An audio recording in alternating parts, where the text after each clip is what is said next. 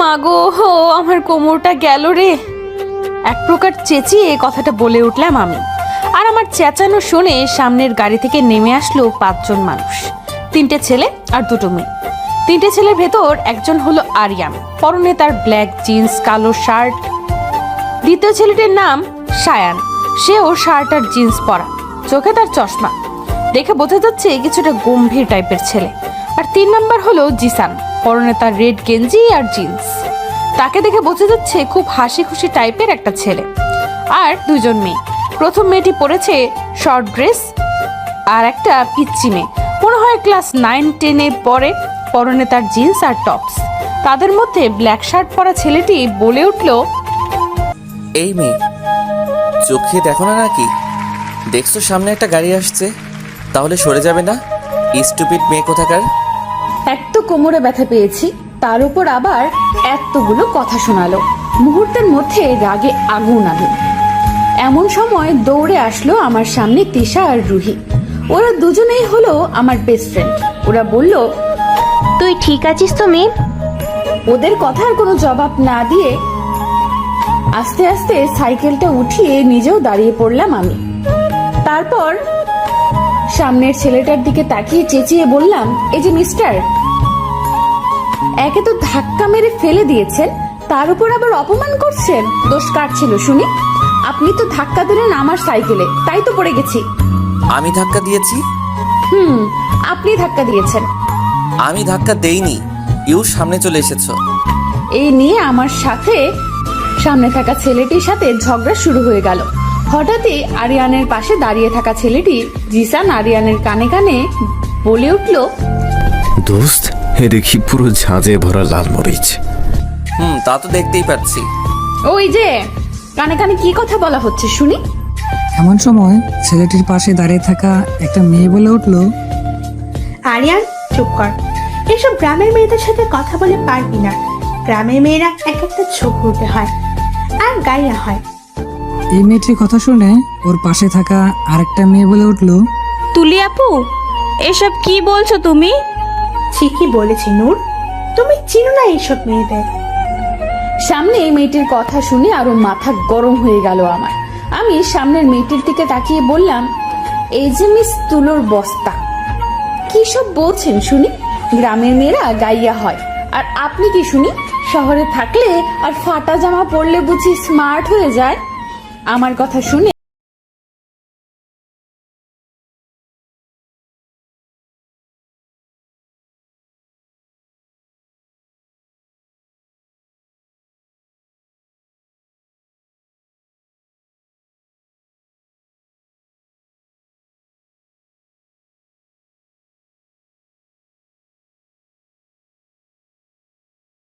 মেয়েটা আর কিছু বলল না।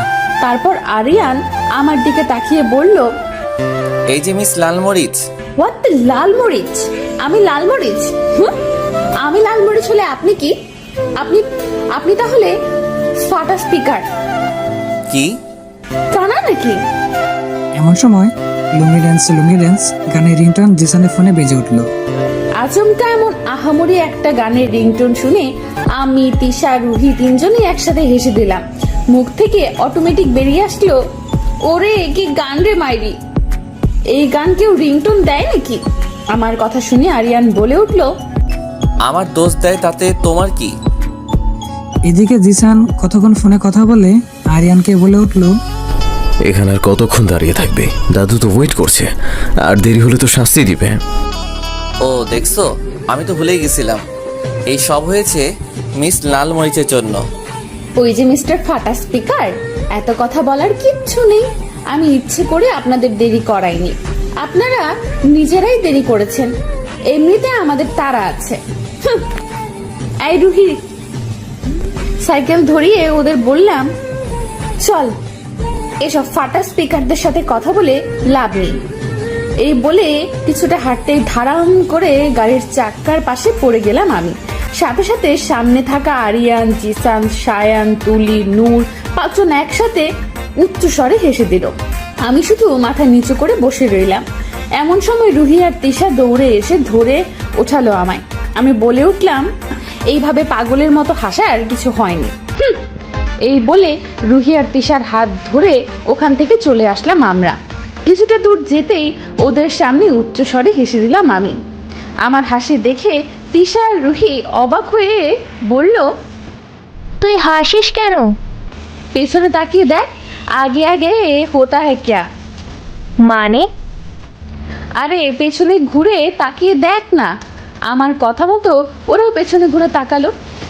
এদিকে আরিয়ান, জিসান, অর্ণব, নূর আর তুলিরা গাড়িতে বসে কিছুটা দূরে যেতেই গাড়ি হাওয়া ফুস, মানে গাড়ির চাকা পাম্প শেষ। গাড়ি থেকে নেমে পাঁচজনেই অবাক। আরে গাড়ির পাম্প শেষ হয়ে গেল কিভাবে? সবাই অবাক চোখে তাকিয়ে আছে। এদিকে আমরা তিনজনই উচ্চ স্বরে হেসে দিলাম, কারণ কাজটা তো আমিই করেছি। তখন পরে কি এমনি এমনি গেছিলাম নাকি? এর জন্যই তো করেছিলাম। আরো হাসো বাবু, জোরে জোরে হাসো। এই বলে তিনজনই হাসতে হাসতে সাইকেল করে চলে যেতে লাগলাম নিজেদের কাজে। এদিকে আরিয়ানদের আর বুঝতে বাকি নেই যে কাজটা কে করেছে। আরিয়ান তো রাগে আগুন হয়ে গেছে। এমন সময় জিসান বলে উঠলো, দেখছো কি শয়তান মাইয়া, কিভাবে গাড়িটা 12টা বাজিয়ে চলে গেল। সাংঘাতিক মেয়েরে বাবা। এমন সময় সায়ান বলে উঠলো, এখন কি উপায়? সায়ানের কথা শুনে আরিয়ান বলে উঠলো, উপায় তো একটা বের করতেই হবে। সাইকেল করে সামনে যাচ্ছি আমরা। উদ্দেশ্য হলো ফোনে রিচার্জ করাবো। রুহিদের গ্রামের বাড়িতে বেড়াতে এসেছি আমি আর তিশা। বিশেষ কোনো কারণ ছাড়াই এসেছি। গ্রামের বাড়ি বরাবরই ভালো লাগে আমার। আর আমরা তিনজনই অনার্স সেকেন্ড ইয়ারের ছাত্রী। ভার্সিটি বন্ধ, তাই তিনজন মিলে এখানে ঘুরতে এসেছি। রুহির ফ্যামিলিরাও খুব ভালো, বিশেষ করে দাদু আমি খুব ভালোবাসে। আমার ভাবনার মাঝে রুহি বলে উঠলো, কাজটা তুই ঠিক করিসনি কিন্তু। কোন কাজের কথা বলছিস বলতো তুই? আমার কথা শুনে তিশা বলে উঠলো, আরে তুই বুঝতে পারছিস না, টায়ার ফাটার কথা বলছো। ও আর করবো না কেন শুনি? শুধু শুধু কথা শোনালো কেন?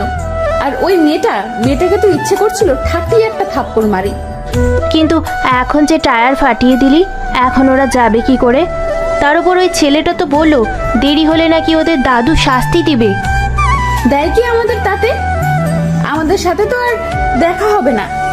আর মনু, তুমি এত ওদের হয়ে কথা বলছো কেন বলো তো? ডাল মে কুছ জরুর কুছ কালা হ্যাঁ। আমার কথা শুনে তিশা হেসে বলে উঠলো, আরে মামনি তো ওই চশমা পরা ছেলেটাকে দেখেই তো ক্রাশ খাইছে। তিশার কথা শুনে অবাক হয়ে বললাম আমি, কি? ও মা, কখন? আরে না, ও মিথ্যে কথা বলছে। রুহির কথা শুনে তিশা বলে উঠলো, ওই আমি মিথ্যে কথা বলছি? তুই তো তখন আর কিছু বলতে পারলো না তিশা। তার আগেই রুহি মুখ চেপে ধরলো তিশার। আর যেটা দেখে আমার আর বুঝতে বাকি রইলো না, আসলে দাল মে ক্যা হ্যায় আসল মে, পুরি তাল হি কালা হ্যায়। ওদের কাণ্ড দেখে বলে উঠলাম আমি, বুঝতে পারি ঘটনাটা। তারপর তিনজন একসাথে হাসতে হাসতে চললাম নিজেদের গন্তব্যে।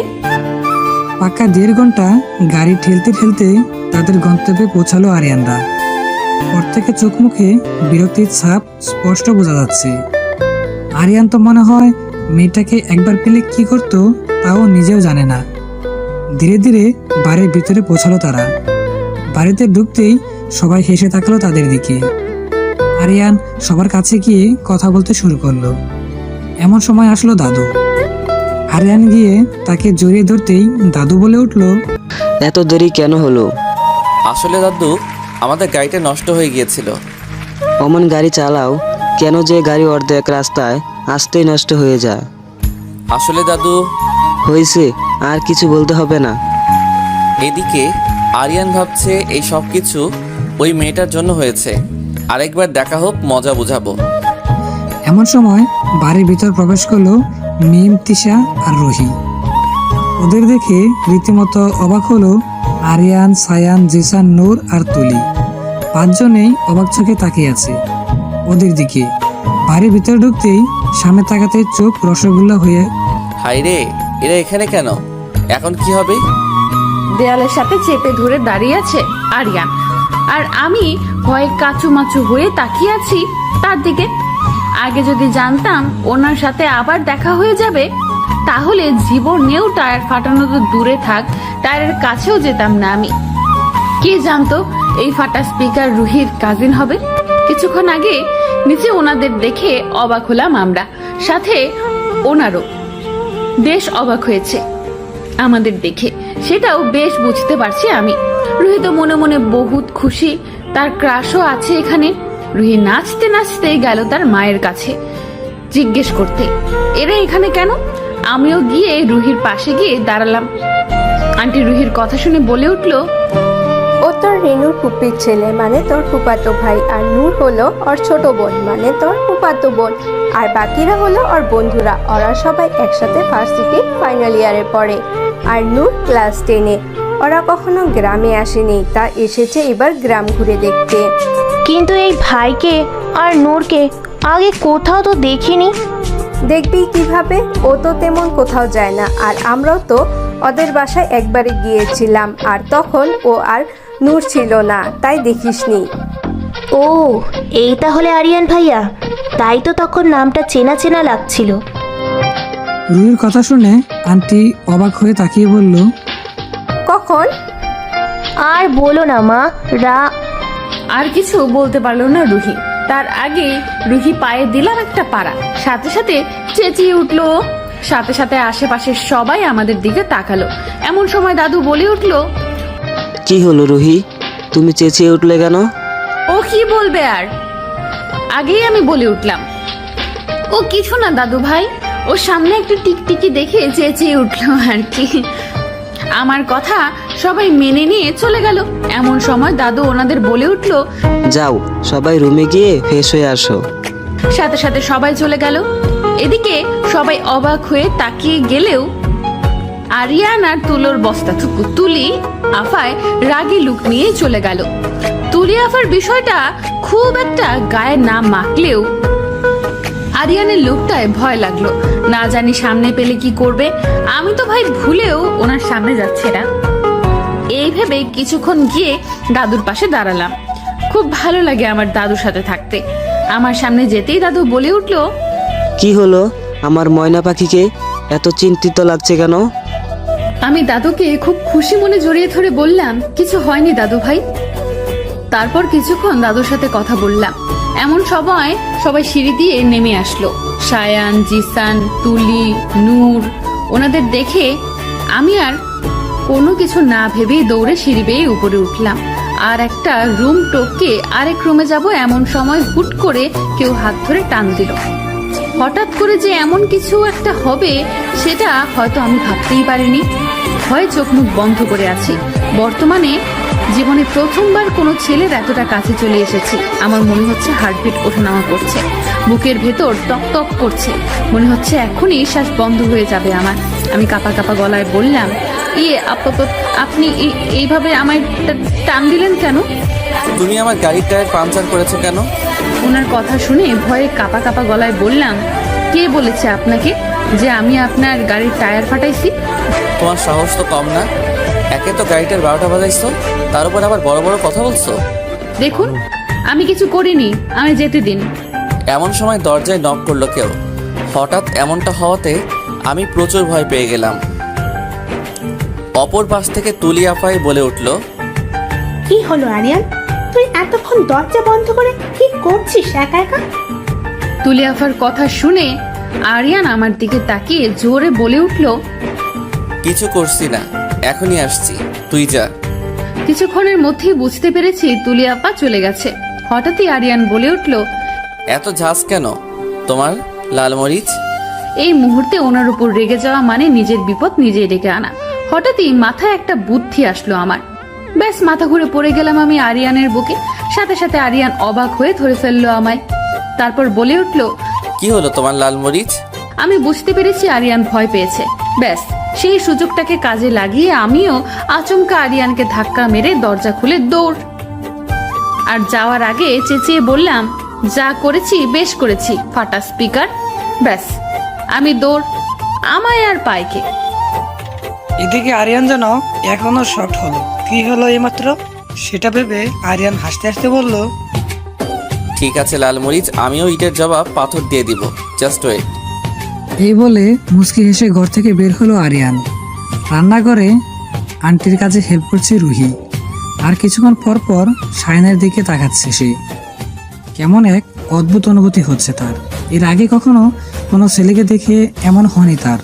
তবে কি সায়নকে প্রথম থেকেই ভালোবেসে ফেলেছে? না না, এসব কি ভাবছে? দূর, মনে হয় মাথাটা পড়েই গেছে। হঠাৎ রুহির মাথায় চটি মারল তিশা। আচমকা এমনটা হওয়াতে রুহি পুরো অবাক হলো। তারপর তিশাকে দেখে বলল, কি হলো, মারলি কেন? কি এত ভাবছিস শাকচুন্নি? কই কিছু না তো। ও, এখনো তোর খাই সূচি। তাই মনু, যতই লোকাও সবই বুঝি। রুহি একটা বিরক্ত মাখা মুখ নিয়ে বলে উঠল, তোর মাথা বুঝছোস। এখন তো সেটাই বলবা। তুমি যে সায়ান ভাইয়ের দিকে তাকিয়ে লাইন মারছো তা আমি ভালো করেই বুঝতে পারছি। তিশা, এখন কিন্তু খারাপ হয়ে যাচ্ছে। তেমন কিছুই নয়। তা তো বুঝতেই পারছি। রুহি আর কিছু বলতে চাপে তার আগেই আন্টি রুহিকে ডেকে বলল, ফ্রিজ থেকে ডিম নিয়ে আয়। এই মুহূর্তে রুহি আটা মাখতে ব্যস্ত। আর তা দেখে তিশা বলে উঠল, আমি নিয়ে আসছি আন্টি। এই বলে তিশা ফ্রিজ থেকে 10টা ডিম বের করে একটা বালতিতে করে নিয়ে হাঁটতে শুরু করলো। ওদিকে উল্টো দিকে সোফার সামনে দাঁড়িয়ে লাফিয়ে হাসতে হাসতে কথা বলছিল। আর সায়ান মোবাইল হাতে নিয়ে সোফায় বসে গোতাচ্ছিল। সায়ানের পাশে তুলি আর নুরু বসেছিল। আর ওরা সবাই জিসানের কথা শুনতেছিল আর হাসাহাসি করছিল। জিসান বরাবরই হাসি খুশি আর ফানি টাইপের, আর লাফালাফি করতে পছন্দ করে এমন টাইপের একটা ছেলে। সহজেই সবার সাথে মিশে যেতে পারে। আর তার এই অতিরিক্ত লাফালাফি করাই সবসময় তার দুর্ঘটনার কারণ হয়ে দাঁড়ায়। যেমন এখন হতে চলছে।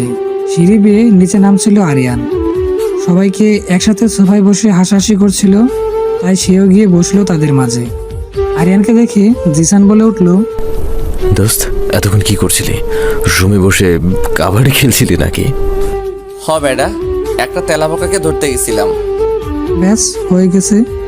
জিসান লাফ দিয়ে উঠে আরিয়ানের কথা শুনে, কারণ জিসান ছোটবেলা থেকেই তেলাপোকায় প্রচন্ড ভয় পায়। চেঁচিয়ে বলল, কোথায় কোথায় কোথায় কোথায় আসলা? এই বলে পিছন দিকে ঘুরে আসতে নেয় জিসান।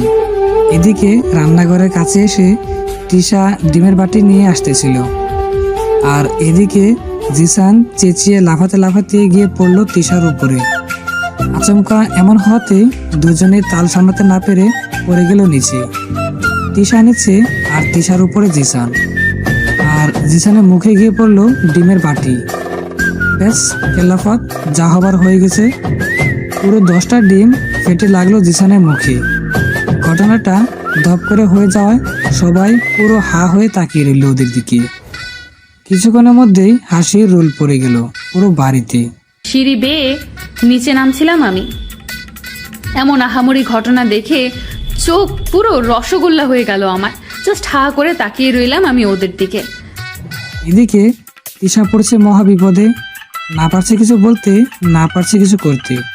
হঠাৎই তিশা চেঁচিয়ে বলে উঠল, কানা নাকি? ঠিক মতো দেখে হাঁটতে পারেন না নাকি? উঠুন বলছি আমার উপর থেকে। এদিকে জিসান কি করবে বুঝতে পারছে না। তার চোখে মুখে কিছু লাগাতে সে চোখ খুলতে পারছে না। নীলি কণ্ঠ শুনে জিসান বলে উঠল, আমি উঠতে পারছি না, আমার চোখে কিছু একটা লেগে গেছে। জিসানের কথা শুনে ইশারা বুঝতে বাকি রইল না কি লেগেছে জিসানের মুখে। হায় রে, এটা কি করলেন আপনি? আগে তাড়াতাড়ি উঠুন আমার উপর থেকে। জিসান কোনো কিছু না বলে ধীরে ধীরে উঠে পড়লো তিশার উপর থেকে। তিশা উঠে গিয়ে সোজা রান্নাঘরে দৌড়ে চলে গেল, কারণ তার মান সম্মান যে প্লাস্টিক করে দিল জিসান। এদিকে জিসান দাঁড়িয়ে আরিয়ানদের উদ্দেশ্য করে বলল, দোস্ত, আমার চোখে কি যেন লেগে গেছে। আমি আমি চোখ খুলতে পারছি না। এই বলে সবার দিকে মুখ ঘুরিয়ে তাকাতেই সবাই আরো উচ্চস্বরে হাহা করে হেসে দিল, কারণ জিসানের মুখে পুরো ডিম লেগে আছে, ভূতের মতো দেখাচ্ছে। আশপাশে সবাই হেসে দিল জিসানের কাণ্ডে। আর জিসান সবার হাসির কারণ বুঝতে না পেরে হাবলার মতো দাঁড়িয়ে রইল। তারপর বলো মনু, কেমন ফিলিংস হলো তোমার? রান্নাঘরে দাঁড়িয়ে কথাটা বলে উঠলাম আমি তিশাকে। আর আমার কথা শুনে রুহি মুখ চিপে হেসে বলল, বল কেমন লাগছে এখন? ঈশা অবাক হয়ে দুজনের কথা শুনে বলল, তোরা কিসের ফিলিংসের কথা বলছিস বলতো? লে খুকি রুহি দেখ, বান্ধবী তো বুঝতেই পারছে না। আমার কথা শুনে রুহি হেসে বলে উঠল, দেখছি তো। আমাদের দুজনের হাসিতে তিশা বিরক্তি মাখা মুখ নিয়ে বলল, তোরা হাসাহাসি বন্ধ করবি? আর ওটা জাস্ট একটা অ্যাক্সিডেন্ট ছিল। কিন্তু আমাদের হাসি যেন থামছেই না। আর তিশা হাপলার মতো দাঁড়িয়ে থেকে ওখান থেকে চলে গেল। ও যেতেই আমরা দুজন আরো উচ্চ স্বরে হেসে দিলাম। ওয়াশরুমের বাইরে দাঁড়িয়ে আছে আরিয়ান, আর ওয়াশরুমের ভিতরে জিসান, আর বাকি সবাই বিছানায় বসে হাসাহাসি করছে। হঠাৎ আরিয়ান বলে উঠলো জিসানকে, তাড়াতাড়ি মুখ ধুয়ে বেরিয়ে আয়। দোস্ত, মুখ থেকে কেমন যেন ডিম ডিম গন্ধ আসছে। আরিয়ান জিসানের কথা শুনে হেসে বলল, আব্বে বোকা ছেলে, তোর পুরো মুখে ডিম লেগে গেছে। জিসান আরিয়ানের কথা শুনে চেঁচিয়ে বলে উঠলো, কি? আরে আগে বলবি না? এই বলে জিসান তাড়াতাড়ি হাত মুখ ধুতে শুরু করলো। আরিয়ান জিসানের কাণ্ড থেকে হাসতে হাসতে গিয়ে বসে পড়লো বাকিদের সাথে বিছানায়। কিছুক্ষণের মধ্যেই জিসান মুখ দিয়ে বেরিয়ে আসলো সবার সামনে। সবার সামনে আসতেই সবাই উচ্চ স্বরে হেসে দেয়। জিসান ওদের হাসি দেখে বলে উঠলো, হইছে, আর হাসা লাগবে না তোদের। দাঁত যতগুলো আছে সব না পড়ে যাবে। জিসানের কথা শুনে তুলি বলে উঠলো, পড়ে গেলে তোর কোনো লাগামোয়া নেই। তোরে দিব না।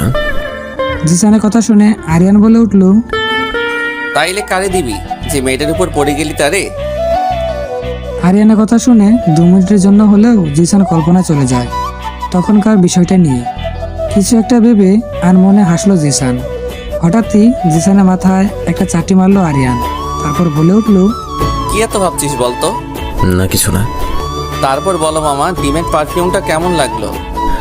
আবার যা, আমি তো ওগুলোকে আর খেলবো না। জিসানের কথা শুনে হেসে দিল সবাই। সারাদিন হাসাহাসি করতে করতেই কেটে গেল তাদের। রাতে খাবার টেবিলে গোল করে বসে আছে সবাই। এদিকে তিশা আর জিসান দুজনেই মাথা নিচু করে চুপ করে বসে আছে। আর ওদের এভাবে মাথা নিচু করে থাকার মূল কারণ হলো জিসান। এই মুহূর্তে আমরা সবাই দুপুরের সেই ঘটনাটা নিয়ে হাসাহাসি করছি। এমন সময় আমাদের মাঝে আসলো দাদু। সাথে সাথে সবাই চুপ, আমরাও চুপ। তারপর সবাই মিলে খাবার খেতে শুরু করলাম। ধীরে ধীরে খাবার টেবিলে নীরবতা এসে গ্রাস করলো। আমার সামনে বসেছে আরিয়ান, আরিয়ানের বাম পাশে তুলি আর ডান পাশে সায়ান, তারপর জিসান, তারপর নূর। আর আমাদের দিক থেকে তিশা জিসানের সামনে, আর রুহি সায়ানের। আর আমাদের সবার মাঝখানে বসেছে দাদু। এইভাবে নীরবতা ভালো লাগে নাকি? ধুর, বোরিং লাগছে।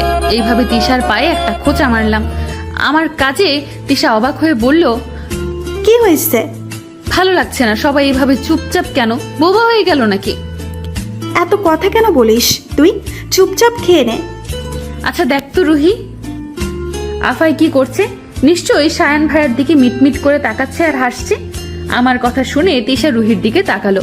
আর যা ভাবছিলাম তাই ঠিক। আফাই সায়ানের দিকে তাকিয়ে মুচকি হাসছে, আর সায়ান সে একটা গোমরা মুখী চুপচাপ খাবার খাচ্ছে। মনে হয় বউ মরছে এমন। আমার কথা শুনে তিশা হেসে বলে উঠল, ঠিকই বলছো, ভাইয়াটা কেমন যেন সব সময় চুপচাপ থাকে। আমাদের ফিসফিসিতে দাদু বলে উঠল, কি হলো ময়না পাখি আর টিয়া পাখি, তোমরা দুজন কি ফুসফুস করছো? ব্যাস হয়ে গেল। দাদুর কথা শুনে সবাই আমাদের দিকে তাকালো। এমন সময় আরিয়ান বলে উঠল, কি আর বলবে দাদু, নিশ্চয়ই খাবার টেবিলে বসে মশা মারছে। আরিয়ানের কথা শুনে হেসে দিল সবাই। ওই আপনাকে কে বলছে আমার বিষয়ে কথা বলতে? আমার কথা শুনিয়ে আরিয়ান চেঁচিয়ে বলে উঠল, দাদু, তোমার ময়না পাখির আরো খাবার লাগবে। আরিয়ানের কথা শুনে আমার চোখ রসগোল্লার মতো হয়ে গেল। মুখ থেকে অটোমেটিক বেরিয়ে আসলো, শালায় বলে কি আরো খাবার লাগবে? আমি তো এগুলোই খেতে পারছি না। আরিয়ানের কথা শুনে দাদুভাই বলে উঠলো, সেটা কেন ময়না পাখি, তোমার আরো খাবার লাগবে, আমাদের বলবে না? দাদু ভাই, আমার আর লাগবে না, উনি মিথ্যা কথা বলছে। দাদু, ওর কথা বিশ্বাস করবে না, ও লজ্জায় মিথ্যা কথা বলছে। আরিয়ানের কথা শুনে আন্টি আমায় আরো খাবার দিল, যা দেখে চোখ মুখ রসগোল্লা হয়ে গেল। এত খাবার কেমনে খামু? এগুলো সব ফাটা স্পিকার ইচ্ছে করে করলো এমন। আচ্ছা ঠিক আছে, আমারও সুযোগ আসবে বাবু, তারপর আমিও দেখিয়ে দিব। এই বলে নিজেকে সান্ত্বনা দিয়ে ধীরে ধীরে খাবার খেতে শুরু করলাম। কিছুক্ষণ পর আর খাবার পেটে যাচ্ছে না, তাই তিশাকে বললাম, বই কিছু খাবার নিবি? না, আর হবে না, এমনিতেই পেট ভরে গেছে। এদিকে আরিয়ান মুখ চেপে হাসছে আর মনে মনে বলছে, এইবার বোঝো ঠেলা, আমার গাড়ির 12টা বাজাইছো না, এখন আমিও তোমার 12টা বাজাই দিছি। একে একে সবাই খাবার খেয়ে চলে যাচ্ছে আর আমি এখনো বসে আছি। সবাই যেতেই অর্ধেক খাবারের প্লেট নিয়ে উঠতে যাব, এমন সময় আরিয়ান বলে উঠল, কোথায় যাচ্ছ লালমরিচ? আরিয়ানের কথা শুনে আমতা আমতা করে বললাম আমি, কই কোথাও না তো, কোথাও যাচ্ছি না। সত্যি তো? তাহলে খাও, সব খাবার না খাইয়ে তোমায় তো উঠতে দিচ্ছি না। এই মুহূর্তে প্রচুর কান্না পাচ্ছে আমার। আমি জীবনে কোনো দিন এত খাবার একসাথে খাইনি। শেষমেশ কোনো উপায় না পেয়ে কাঁদতে কাঁদতে খেতে শুরু করলাম। এদিকে আমার অবস্থা দেখে রুহি তিশা দুজনেই হাসছে। ইচ্ছে তো করছে দুটোর মাথায় বাড়ি মেরে ফাটিয়ে দেই, কিন্তু এই মুহূর্তে তা পসিবল না। বেশ কিছুক্ষণ পর সব খাওয়া শেষ করে ফেললাম আমি। রাত 10টা। রুমের মধ্যে পায়চারি করছি আমি। অতিরিক্ত খাবার খাওয়ার ফলে অতিরিক্ত খারাপ হয়ে গেছে আমার। সব হয়েছে ওই ফাটা স্পিকারের জন্য, ছাড়বো না আমি। এর শাস্তি যে পর্যন্ত না দিচ্ছি সেই পর্যন্ত আমার ঘুম আসবে না। এই মুহূর্তে বকবক করছি আমি, শালা তোর কপালে ভালো বউ জুটবে না দেখিস, তোর বউ তোরে সারাদিন চালাবে দেখিস, তোরে প্রচুর মারবে। আমার মতো এত সুন্দর ইনোসেন্ট মাইয়ার লকে এমন করলি না, তোর ভালো হবে না দেখিস।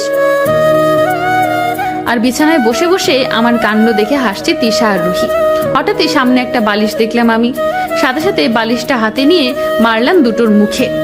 রুহি বালিশ ধরে বলল, আমাদের মারছিস কেন? ঠিকই তো, আমাদের মারছিস কেন তুই? তোরা হাসছিস কেন? হাসবো না, আর আমাদের না মেরে মারতে হলে কি ফাটা স্পিকারে মার। তিশার কথা শুনে মনে মনে বললাম, ঠিকই তো, ওদের না মেরে ফাটা স্পিকারকে তো মারা উচিত, কিন্তু কেমনে? হঠাৎই মাথায় একটা বুদ্ধি আসলো আমার। ব্যাস চুপি চুপি রুম থেকে বেরিয়ে উকি মারতে লাগলাম আমি নিচে। উদ্দেশ্য হলো নিচে আরিয়ান আছে নাকি।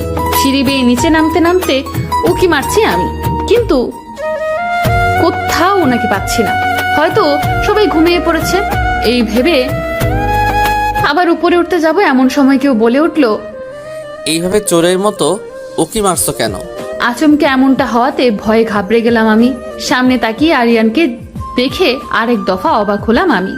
তারপর নিজেকে সামলিয়ে বললাম, চোরের মতো উকি মারবো কেন? আসলে আসলে কি? আসলে আসলে কি? আসলে আমার কথা শুনে আরিয়ান বিরক্তি মাখা মুখ নিয়ে বলল, আরে আসলে কি সেটা বলবে তো? আপনি একটু নিচু হন, কানে কানে বলবো। আমার কথা শুনে আরিয়ান সিরিয়াস কিছু মনে করে মাথা নিচু করলো। আরো নিচু হন। আরো নিচু হতে হবে? আরিয়ান আমার কথা শুনে আরো নিচু হলো। আচ্ছা আপনি কি বাংলা বুঝেন না? কানে কানে বলবো, আপনার কানটা আমার কাছে নিয়ে আসুন। আমার কথা শুনে আরিয়ান আরো নিচু হলো। ব্যাস হয়ে গেছে। আরিয়ান নিচু হতেই আরিয়ানের মাথায় আমি আমার মাথা দিয়ে ঠাস করে একটা বাড়ি। তারপর বলে উঠলাম, এটাই করার ছিল। আর এইটা হলো খাবারের সময় আমায় হেনস্থা করার জন্য। তারপর আমার আর পাইকে দৌড়ে সিঁড়ি দিয়ে বেয়ে উপরে উঠে সোজা রুমে। এদিকে আচমকা এমন হওয়াতে আরিয়ান পুরো বেবাচাকা খেয়ে গেল। আরিয়ান কপালে হাত দিয়ে হা হয়ে দাঁড়িয়ে আছে। কি হলো? সব তার মাথার উপর দিয়ে গেছে। কিন্তু লালমরিচে বাড়িটা মেরেছে খুব জোরেই। তারপর আরিয়ান মাথায় হাত দিয়ে উপরে উঠতে লাগলো আর বলছে, ঠিক আছে, আমিও পরে তোমায় দেখে নিব, শয়তান মাইয়া কথাকার। রুমে ঢুকে সোজা নাগিন ডান্স দিতে লাগলাম আমি, আর গান গাইছি, উড়ে উড়ে মা মা উড়ে উড়ে কাকু কি যে মজা পাইছি, ডিস্কো দিছিলকে আরো দেমো টিং টিং। ভোরের ফুরফুরে আলোতে ঘুম ভাঙলো আমার। গ্রামের বাড়ির সকালটা খুব সুন্দর হয়, হালকা শীত শীত ভাব, একটা পাখির কিচির মিচির শব্দ, উফ কি যে সুন্দর। বিছানা থেকে উঠে বসলাম আমি। এখনো বেঘরে ঘুমিয়ে আছে তিশা আর রুহি। কাল সারা রাত আমার কাণ্ড দেখে ওরা হাসতে হাসতেই শেষ। তবে কাল রাতে আমার খুব ভালো লেগেছে, আনমনে হাসলাম আমি। তারপর চুপি চুপি বিছানা থেকে নেমে পড়লাম আমি। তারপর মাথায় ওড়না জড়িয়ে রুম থেকে বেরিয়ে সোজা নিচে নামলাম। গ্রামের এই শিশির ভেজা সকালবেলা রাস্তায় দাঁত ব্রাশ করতে করতে হাঁটার বিষয়টা খুব মজাদার। চুপি চুপি বাড়ির বাইরে বেরিয়ে আসলাম। গ্রামটা অসম্ভব সুন্দর, আর এই মুহূর্তে বাড়ির পেছন দিকে যাচ্ছি আমি। বাড়ির পেছন দিকটাও খুব সুন্দর, সরাসরি গাছপালা। কিছুটা দূরে যেতেই একটা সুন্দর পুকুর আছে সামনে। এখানে আমরা আসছি আজ 3 দিন হলো, আর প্রতিদিনই এখানে এসে মুখ ধুই আমি। বিষয়টা আমার কাছে খুব মজাদার লাগে। পুকুর বরাবরই আমার ভালো লাগে, কিন্তু সমস্যা হলো আমি সাঁতার জানি না।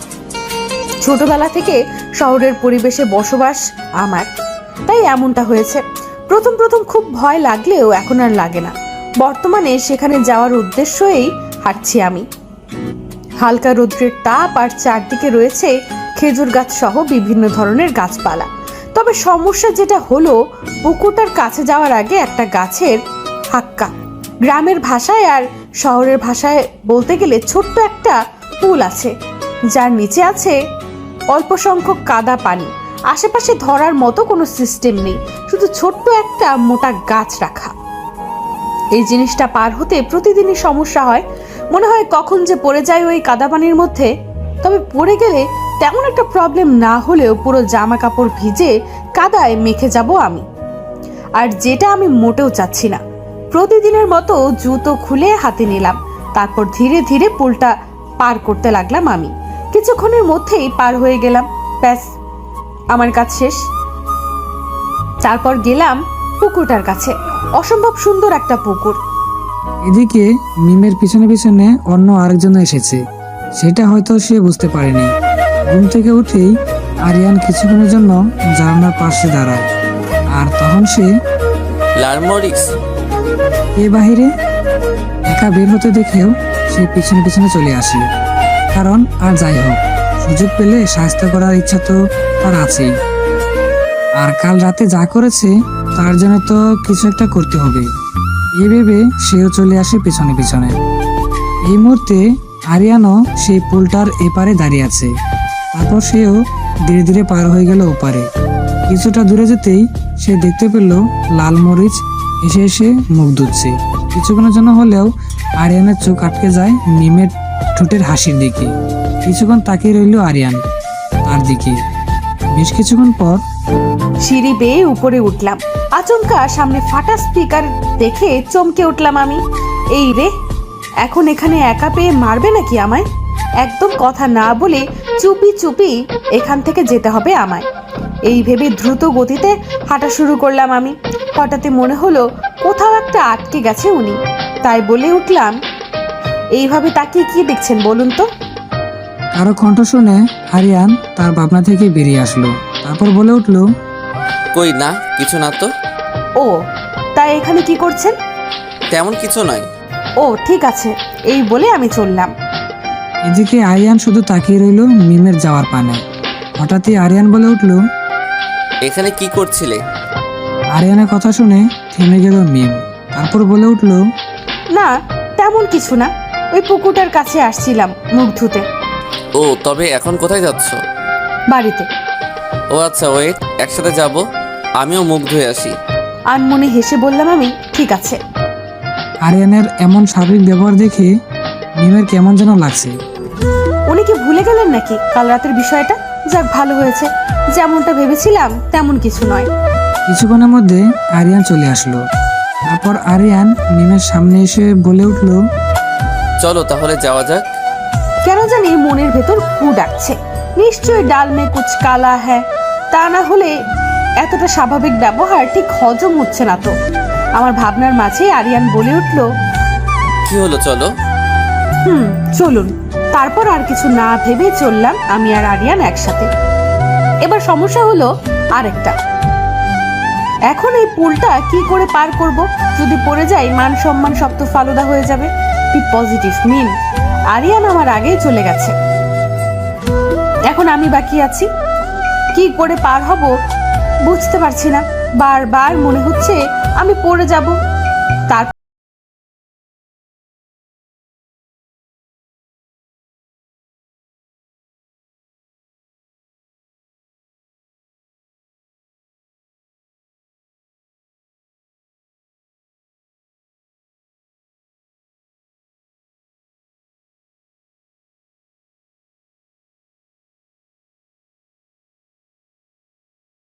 এদিকে আরিয়ান আমার কাণ্ড দেখে হাসতে হাসতে শেষ। এই মুহূর্তে নিজের চুল নিজেই ছিঁড়ে ফেলতে ইচ্ছে করছে আমার। নিজের দোষেই দোষী হলাম আমি। ওদিকে আরিয়ান হাসতে হাসতে বলল, এই জন্যই বলেছিলাম হেল্প লাগবে, কিন্তু মহারানীর তো হেভি অ্যাটিটিউড, যার পরিণতি এমন হয়েছে। এই বলে হাসতে লাগলো আরিয়ান। আর মিম শুধু হাবলার মতো তাকিয়ে রইল। ধীরে ধীরে উপরে উঠতে নিল আবারও। পড়ে যায় মিম, অতিরিক্ত পিছলা, যার কারণে উঠতে পারছে না। এদিকে আরিয়ানের হাসি রেশ আরো বেড়ে যাচ্ছে, আর মিম শুধু চুপ করে বসে রইল। হঠাৎ আরিয়ান তার হাত বাড়িয়ে দিল তার দিকে, তারপর বলে উঠল, হাত দাও। মিমও হাত বাড়িয়ে দিল তার দিকে। হঠাৎ মাথায় শয়তানি মার্কা বুদ্ধি আসলো মিমের। প্রচুর হাসা হচ্ছিল না আমাকে নিয়ে? এই ভেবে আরিয়ানের হাত ধরে নিলাম এক টান। সাথে সাথে আরিয়ানও এসে পড়লো কাদা পানির ভেতর। তারপর আমিও হাসতে লাগলাম। এদিকে আরিয়ান পুরাই বেবাচাকা খেয়ে গেল। সে হয়তো ভাবতেও পারেনি লালমরিচ এমন কিছু একটা করবে। আরিয়ান বিরক্ত মাখা মুখ নিয়ে বলল, এটা কি হলো? প্রচুর হাসছিলেন না, তার শোধ। পানিটা কিন্তু প্রচুর ঠান্ডা। আরিয়ানের কথা শুনে আনমনে হেসে দিলাম দুজনেই। রান্নাঘরে দাঁড়িয়ে আছে রুহি, আর মায়ের সাথে কাজে হেল্প করছে সে। হঠাৎই সেখানে উপস্থিত হলো সায়ান, কারণ সে আরিয়ানকে খুঁজছে। সায়ানকে চারদিকে তাকাতে দেখে রুহি আসলো সামনে। এক বুক সাহস নিয়ে বলে উঠল, কাউকে খুঁজছেন ভাইয়া? আচমকা কোনো মেয়েরই কণ্ঠ শুনে ঘুরে তাকালো সায়ান মেয়েটির দিকে। এই প্রথম হয়তো সায়ান খেয়াল করলো রুহিকে। রুহির দিকে কিছুক্ষণ তাকিয়ে বলে উঠল, আরিয়ানকে। ও, আরিয়ান ভাইয়াকে? তাকে দেখেছিলাম কিছুক্ষণ আগে বাহিরে যেতে। ও ওকে।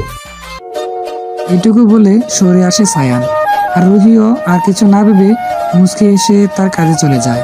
সিঁড়ি বেয়ে এক প্রকার নিচে নেমে আসে জিসান, তারপর চিল্লিয়ে বলে উঠল, দোস্ত, আরিয়ানকে দেখেছিস? সকাল থেকে কোথাও দেখতেছে না। জিসানের কথা শুনে সায়ান বলে উঠল, ও নাকি বাইরে গেছে। একা একা চলে গেল। এমন সময় সিঁড়ি বেয়ে নিচে নামলো তিশা, কারণ সে তার ওড়না খুঁজে পাচ্ছে না। সকালে ঘুম থেকে উঠে নিজের ওড়না না পেয়ে সে অবাক।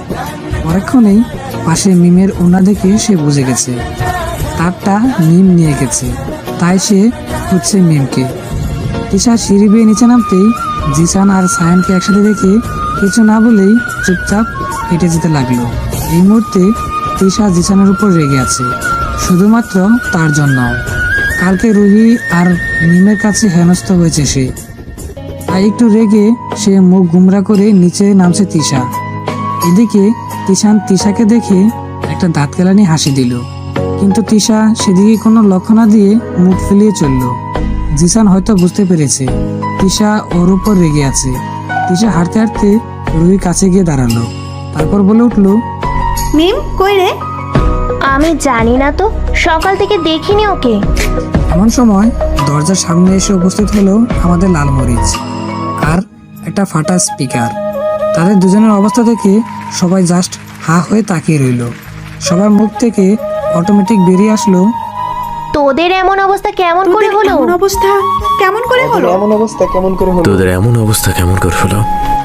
সবার এমনভাবে তাকিয়ে থাকা দেখে একটা ডেন্টাল কেয়ার বাপ নিয়ে বলে উঠল, আরে চাপ নিয়েন না, বেশি কিছু হয়নি, জাস্ট কাদা পানির ভেতর পড়ে গেছি। আমার কথা শুনে জিসান আমার সামনে এসে বলে উঠল, দুজনে একসাথে? না, একসাথে নয়, প্রথমে আমি, তারপর ওনার আর কিছু বলতে পারলাম না। তার আগেই আরিয়ান ধমক দিয়ে বলে উঠল, তুমি চুপ করো। আরিয়ানের ধমক শুনে মিম মুখে হাত দিয়ে চুপ করে আছে। আরিয়ান জিসানের দিকে তাকিয়ে বলে উঠল, বলবো পরে, আগে চেঞ্জ করে আসি। তারপর মিমের দিকে তাকিয়ে বলে উঠলাম, আর তুমিও যাও। মিমও আর কোনো কথা না বলে সোজা দৌড়ে রুমে চলে যায়। উপরে উঠতে নিলে হঠাৎই তুলির বস্তা টুকু তুলি আপুর সাথে ধাক্কা লেগে যায় মিমের। ধাক্কা লাগাতেই সে চেঁচিয়ে বলে উঠল, ইউ স্টুপিড গার্ল, এগুলো কি করলে? আমার হাতে কাদা লেগে গেছে। সরি, আমি আসলে খেয়াল করিনি। রাখো তোমার সরি, পুরো হাতটা নোংরা করে দিছো তুমি। আর এভাবে সকালবেলা কাদা মেখে কোথা থেকে আসছো তুমি? ফাটা স্পিকারকে জিজ্ঞেস করুন, সব ওনার জন্য হয়েছে। এইটুকু বলে আমি দৌড়। এদিকে তুলি ভাবছে ফাটা স্পিকার, সেটা আবার কি? তুলি সামনে তাকাতেই অবাক, কারণ আরিয়ানো যে কাদা মেখে ভূত হয়ে আছে। তুলি কিছু বলতে যাবে তার আগেই আরিয়ান বলে উঠল, আমি ফ্রেশ হয়ে আসি তারপর বলবো। এতটুকু বলে আরিয়ানো গো। এদিকে সায়ান, রুহি, জিসান, তিশা, তুলি সবাই জাস্ট হা হয়ে তাকিয়ে আছে। বিষয়টা কি হলো সব যেন তার মাথার উপর দিয়ে গেল। হঠাৎই জিসান বলে উঠল, ব্যাপারটা কি হলো? দুজনই পরে বলবো বলে চলে গেল, কিন্তু সকালবেলা দুজন একসাথে এইভাবে কি করছিল? জিসানের কথা শুনে তুলির মোটেও ভালো লাগেনি বিষয়টা। সকালে সবার সাথে ব্রেকফাস্ট করে রুমে আসলো মিম, তিশা আর রুহি। ওদের মনে একটাই প্রশ্ন, সেটা হলো তখন কি হয়েছিল? ওরা বিছানায় বসে পড়লো। বুক চিনচিন করছে হায়, মন তোমায় কাছে চায়, বুক চিনচিন করছে হায়।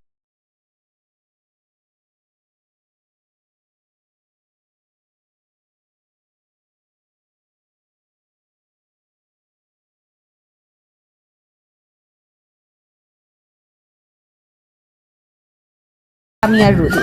তারপর রুহিকে বলে উঠলাম, তুই একটা গান গা, তা না হলে সকালের পার্টি জমবে না। রুহি আমার কথা শুনে হেসে বলল, ঠিক আছে, 1 2 3। বিধি তুমি বলে দাও আমি কার, দুটি মানুষ একটি মনের দাবিদার। রুহির গান শুনে হেসে দিলাম, তিশা আর আমি দুজনেই। তারপর রুহি আর তিশা দুজনেই বলে উঠল, এখন বল কি হয়েছিল? তখন তোরা দুইজন এইভাবে ভূত কেন হয়েছিলি? তোরা শুনবি? বল। শুনতেই হবে? ঠিক আছে, কাছে আর বলছি। আমার কথা শুনে তিশা অবাক হয়ে বলল, কাছে আসতে হবে কেন?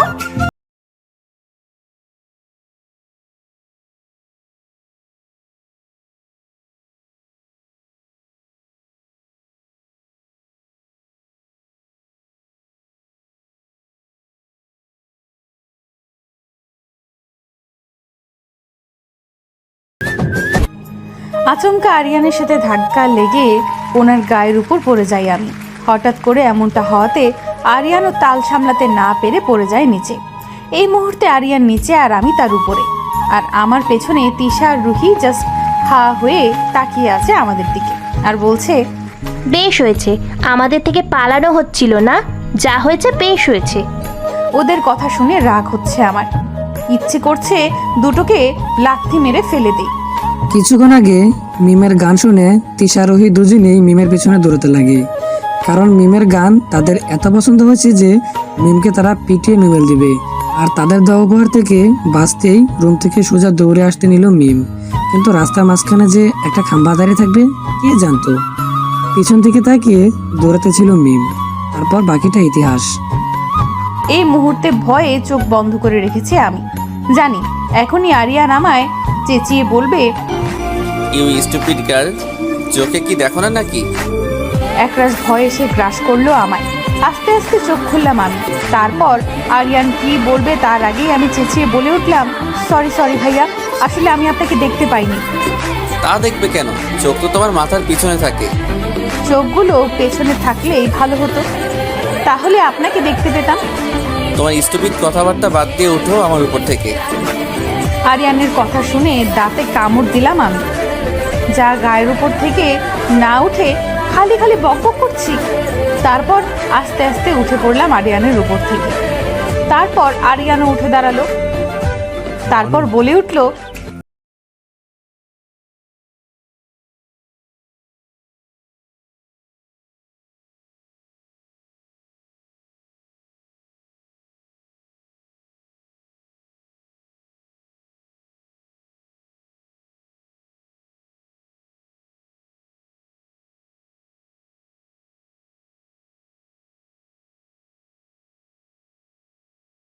এই বলল আরিয়ানকে, তুই আবার এই মেয়েদের সাথে কথা বলছিস? তুলির কথা শুনে আমি অবাক হয়ে বললাম, আমার সাথে কথা বললে কি ওনার মান সম্মান প্লাস্টিক হয়ে যাবে নাকি? আমার কথা শুনে তুলির সোজা উত্তর, অত কিছু জানি না, আরিয়ানকে বারণ করছি ব্যাস। এতক্ষণ পর আরিয়ান বলে উঠল, ওসব কথা বাদ দে, এখন চল। আমি আরিয়ানের কথা শুনে বললাম, কোথায় যাচ্ছেন আপনারা? সেটা তোমার না জানলেও চলবে। এতটুকু বলে তুলিয়াফা আরিয়ানদের হাত ধরে নিয়ে গেল। ওদের এমন কাজ দেখে মুখ থেকে অটোমেটিক বেরিয়ে আসলো, ও বাবা, এ দেখি টুরু লাভ। মিমের কথা শুনে জিসান হাসলো। তারপর তাদের পিছন পিছন সায়ান, জিসান আর নূর তিনজনই গেল। এমন সময় নূর পিছন ঘুরে বলে উঠল, আপু, আমরা ঘুরতে যাচ্ছি, তোমরাও চলো আমাদের সাথে। নূরের কথা শুনে মুচকি হাসলাম আমি। তারপর বলে উঠলাম, আমরা গেলে তুলোর বস্তা থুপ্পু তোমাদের তুলিয়াফার প্রচুর রেগে যাবে, তাই তোমরাই যাও। মিমের কথা শুনে হাসলো নূর। তারপর আর কিছু না বলে সেও চলে গেল তাদের সাথে। মেয়েটা খুব ভালো, কি সুন্দর মিষ্টি করে কথা বলে।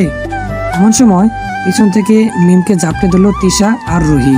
তারপর বলল, এখন ছাড়ছি না তোকে, আগে বল কি হয়েছিল তখন। শেষমেশ আর কোনো উপায় না পেয়ে ওদের সব বললাম। আমার কথায় ওরা হাসলো খুব, অবশ্য হাসারই কথা। গ্রামীণ রাস্তায় ঘুরে বেড়াচ্ছে মিম, তিশা আর রুহি, আর হাজার হাজার সেলফি তুলছে। হঠাৎই সামনে থেকে একটা ভ্যান গাড়ি এলো। সাথে সাথে সেটাকে থামিয়ে সবাই উঠে পড়ল। উদ্দেশ্য পুরো গ্রাম ঘুরে দেখবে। গ্রামের বাড়িতে ভ্যানে করে ঘোরার মজাই আলাদা। ভ্যানের উপর দাঁড়িয়ে গান গাইছে মিম। জাইমু লং জাইমু বা জাইমু বাংলা গান, তুমি আমি দুজনে মিল্লা করমু কত ফান। আমার গান শুনে তিশা বলে উঠলো, এখানে আমরা তিনজন আছি কিন্তু, আর গানটা তোর জামাইয়ের সাথে থাকলে গাবি। এখন জামাই নাই, তোরা আসস, যখন হইবে তখন দেখমু আনে। হাও, সেই সময় তো আমাকে ফুইলা যাবি। তখন মনে রাখা কি লাভ। আমার কথা শুনে দুজনেই একসাথে বলল, কি কি? আমি হাসলাম। এদিকে আরিয়ান, সায়ান, জিসান, তুলি, নূর পাঁচজন একসাথে গ্রামে ঘুরে বেড়াচ্ছে আর ছবি তুলছে। আরিয়ানের কাছে আছে একটা ক্যামেরা, যেটা দিয়ে সে ঘুরে ঘুরে পুরো গ্রাম বাংলার ছবি তুলে, আর সায়ান, জিসান, নূর আর তুলি সেলফি তুলে ব্যস্ত। হঠাৎই আরিয়ানের চোখ গেল তাদের কাছ থেকে কিছুটা দূরে একটা ভ্যানে করে যাওয়া তিনটে মানুষের দিকে। সে বুঝতে পেরেছে তিনজন কারা কারা। তাদের কাণ্ড থেকে হাসলো আরিয়ান। লাল মরিচের কাণ্ড দেখে আরিয়ান বলে উঠল, পাগলি মেয়ে একটা। হঠাৎ ডাক পড়ল আরিয়ানের। আরিয়ানও আর কিছু না ভেবে আরেকবার ওদের দিকে তাকিয়ে চলে গেল জিসানেদের কাছে। পাক্কা 30 মিনিট ভ্যানে করে ঘুরে নামলাম আমরা। তারপর বড় একটা মাঠের দিকে হাঁটতে লাগলাম আমরা তিনজন একসাথে। হঠাৎ তিশা বলে উঠল, দোস্ত, ঘুরতে ঘুরতে ক্ষুধা লেগে গেছে তো। আমারও। কিন্তু এই মুহূর্তে খাবার কোথায় পাবো?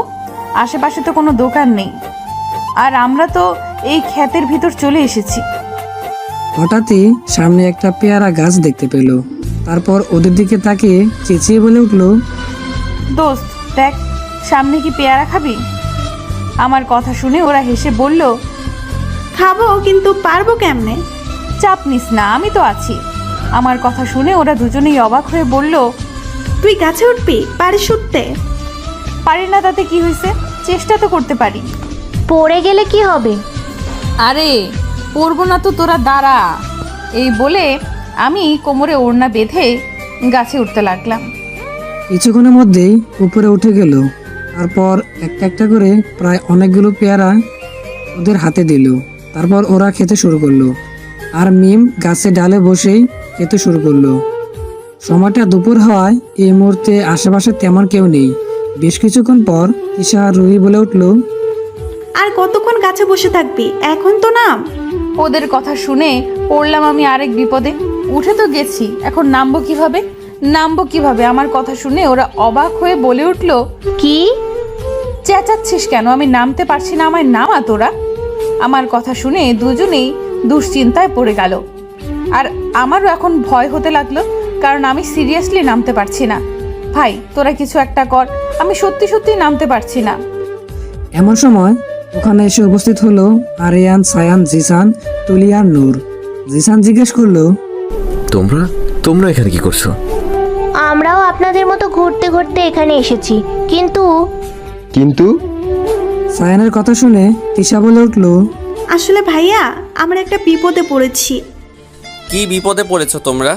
আর তোমরা দুজন কেন, আরেকজন কোথায়? আরিয়ানের কথা শুনে রুহি হাতের ইশারায় আমায় দেখালো, তারপর বলল, ও গাছে উঠে তো পড়েছে কিন্তু নামতে পারছে না। আচমকা সবাই আমার দিকে তাকাতেই আমি এক দাঁত কেলানি হাসি দিয়ে বললাম, সারপ্রাইজ। আমার কথা শুনে সবাই জাস্ট অবাক হয়ে তাকিয়ে রইল। কি ডেঞ্জারাস মেয়ে রে বাবা, বিপদে পড়েছে তারপর হাত কেলানি কমলো না। হঠাৎ জিসান আমার সামনে এসে বলল, তুমি ওখানে কি করছো? আমি হুম। ভাইয়া ক্যাচ, এই বলে একটা পেয়ারা মারলাম জিসানের দিকে। জিসানও ধরে ফেললো। জিসান ধরতেই আমি বলে উঠলাম, ভাইয়া খান, প্রচুর মিষ্টি, আর এইটা পারার জন্য উঠেছিলাম গাছে। জিসানও আমার কথা শুনে পেয়ারা খেতে লাগলো, তারপর বলে উঠলো, সত্যি খুব মিষ্টি। বলেছিলাম না ভাইয়া, আরো দিব? দাও।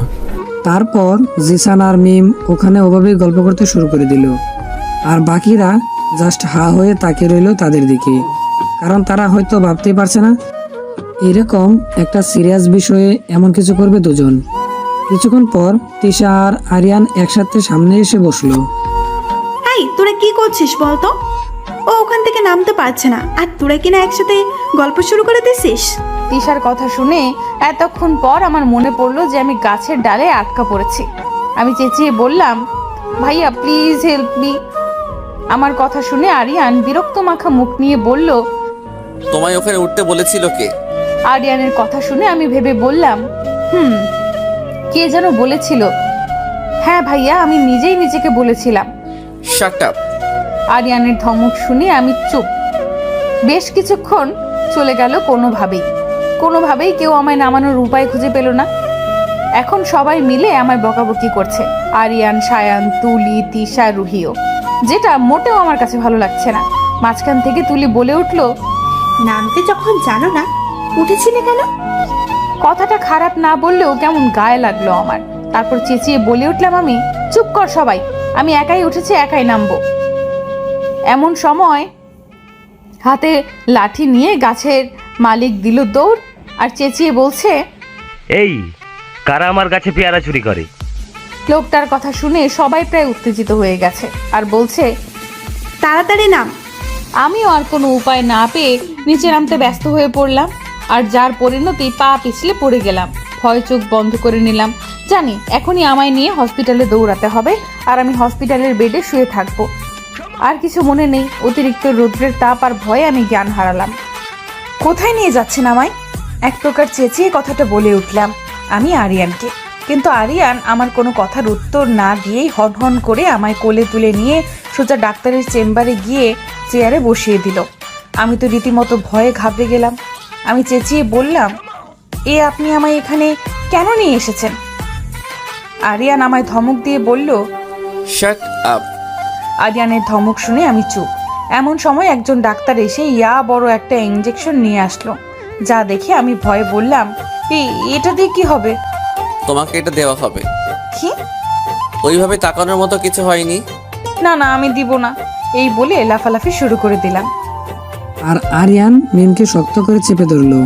ধরতেই ডাক্তার বড় একটা ইঞ্জেকশন নিয়ে সামনে দাঁড়ালেন। মিম ভয়ে চেঁচিয়ে উঠল। না, এই বলে চেঁচিয়ে বিছানা থেকে উঠে বসলাম আমি।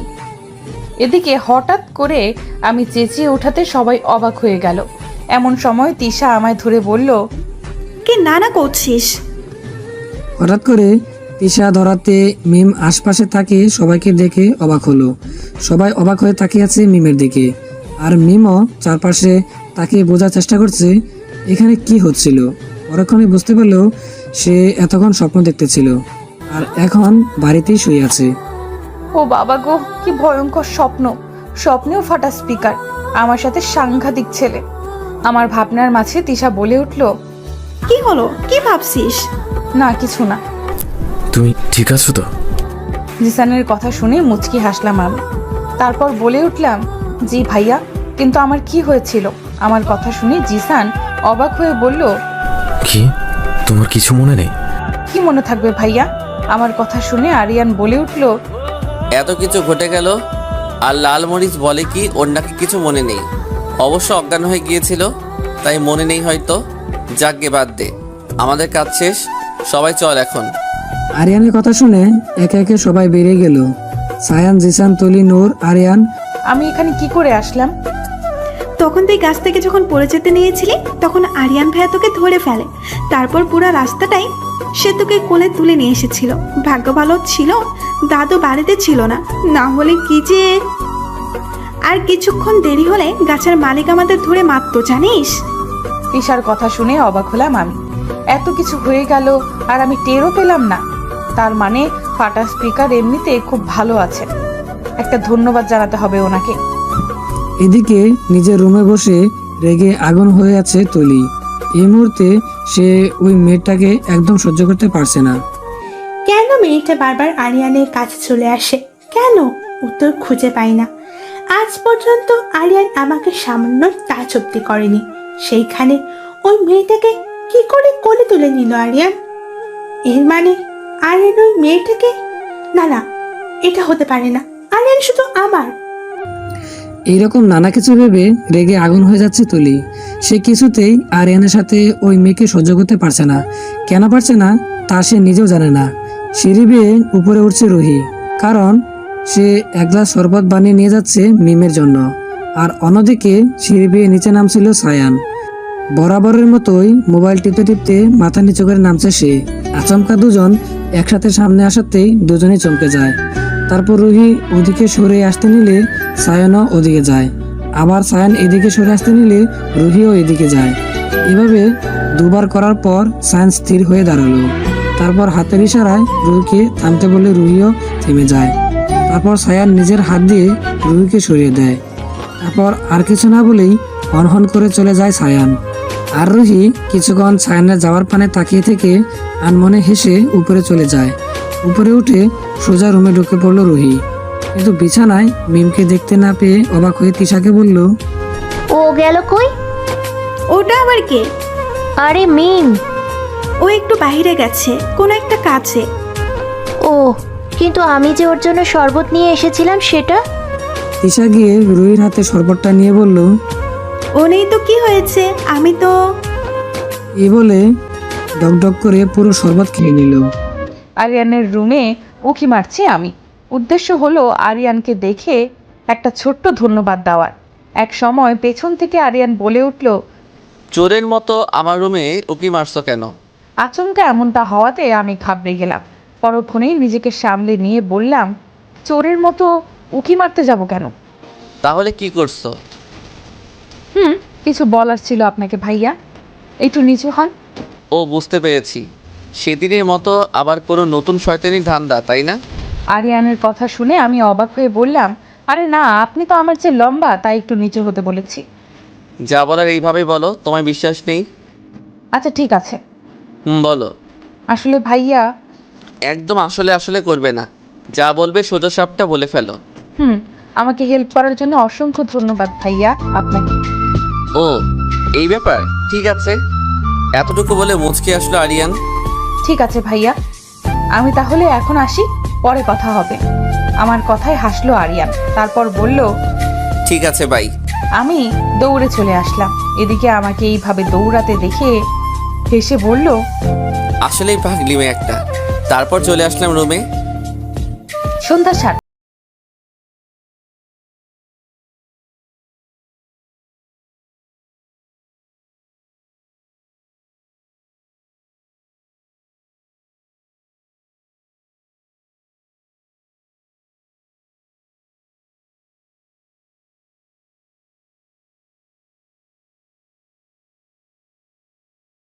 এটা কি গান গাইছো তোমরা?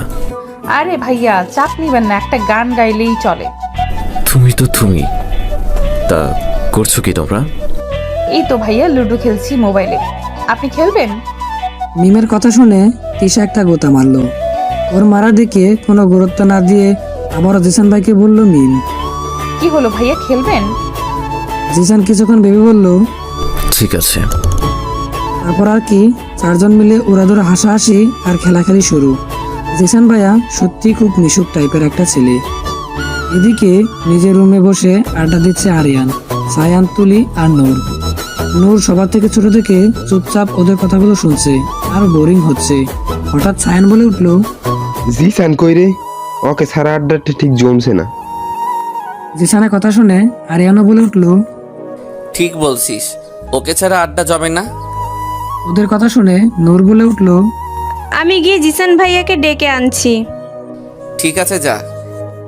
তারপর নূরও আর কিছু না বলে চুপচাপ চলে গেল।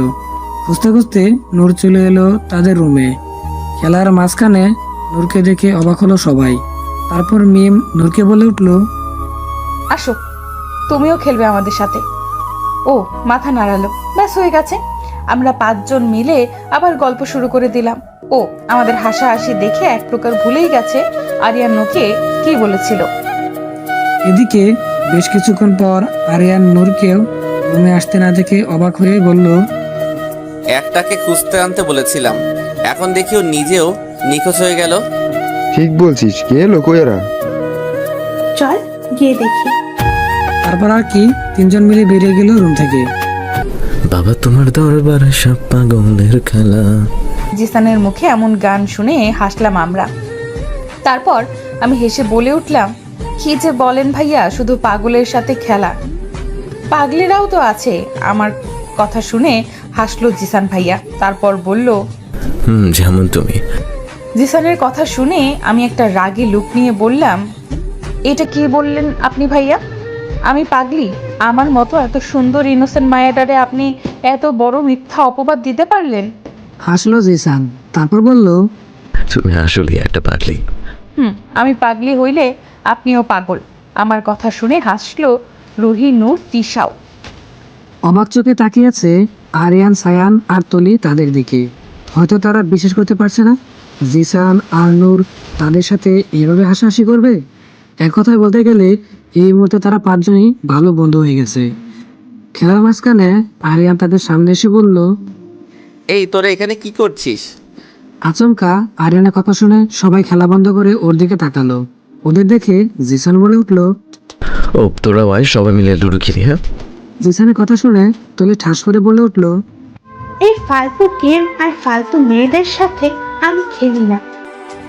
তুলিয়াফার কথা শুনে ঠাস করে মেজাজটা গরম হয়ে গেল আমার। রেগে বললাম আমি, এই তো মিস তুলোর বস্তা, দিলেন তো এত সুন্দর মুখটারে নষ্ট করে। আসলে আপনি কোনো দিন ভালো হবেন না। আমরা ফালতু আর আপনি হলেন ফতুয়া। আর আপনাদের কে ডাকলো এখানে খালি খালি আমাদের সুন্দর মোমেন্টটা নষ্ট করে দিতে? যত সব ফাউল টাইপের আফা। আমার কথা শুনে তুলি রেগে বলল, ইউ। আমি কিছু বলতে যাব তার আগেই জিসান ভাইয়া বলে উঠলো, তুলি তুই থাম, অকারণে দিনে বাজে মন্তব্য করিস না তুই। আর তোদের কে বলছে এখানে আসতে? আর আসছিস ভালো কথা, তোর ভালো লাগেনি তুই চলে যা। অকারণে ওদের নামে বাজে কথা বলিস কেন তুই? জিসানের কথা শুনে তুলি তো রেগে আরো আগুন হয়ে গেল। তারপর বলল, তুই ওদের জন্য আমার সাথে ঝগড়া করছিস? এখানে ঝগড়া করার কোনো বিষয় নাই, যেটা সত্যি তাই বলছি।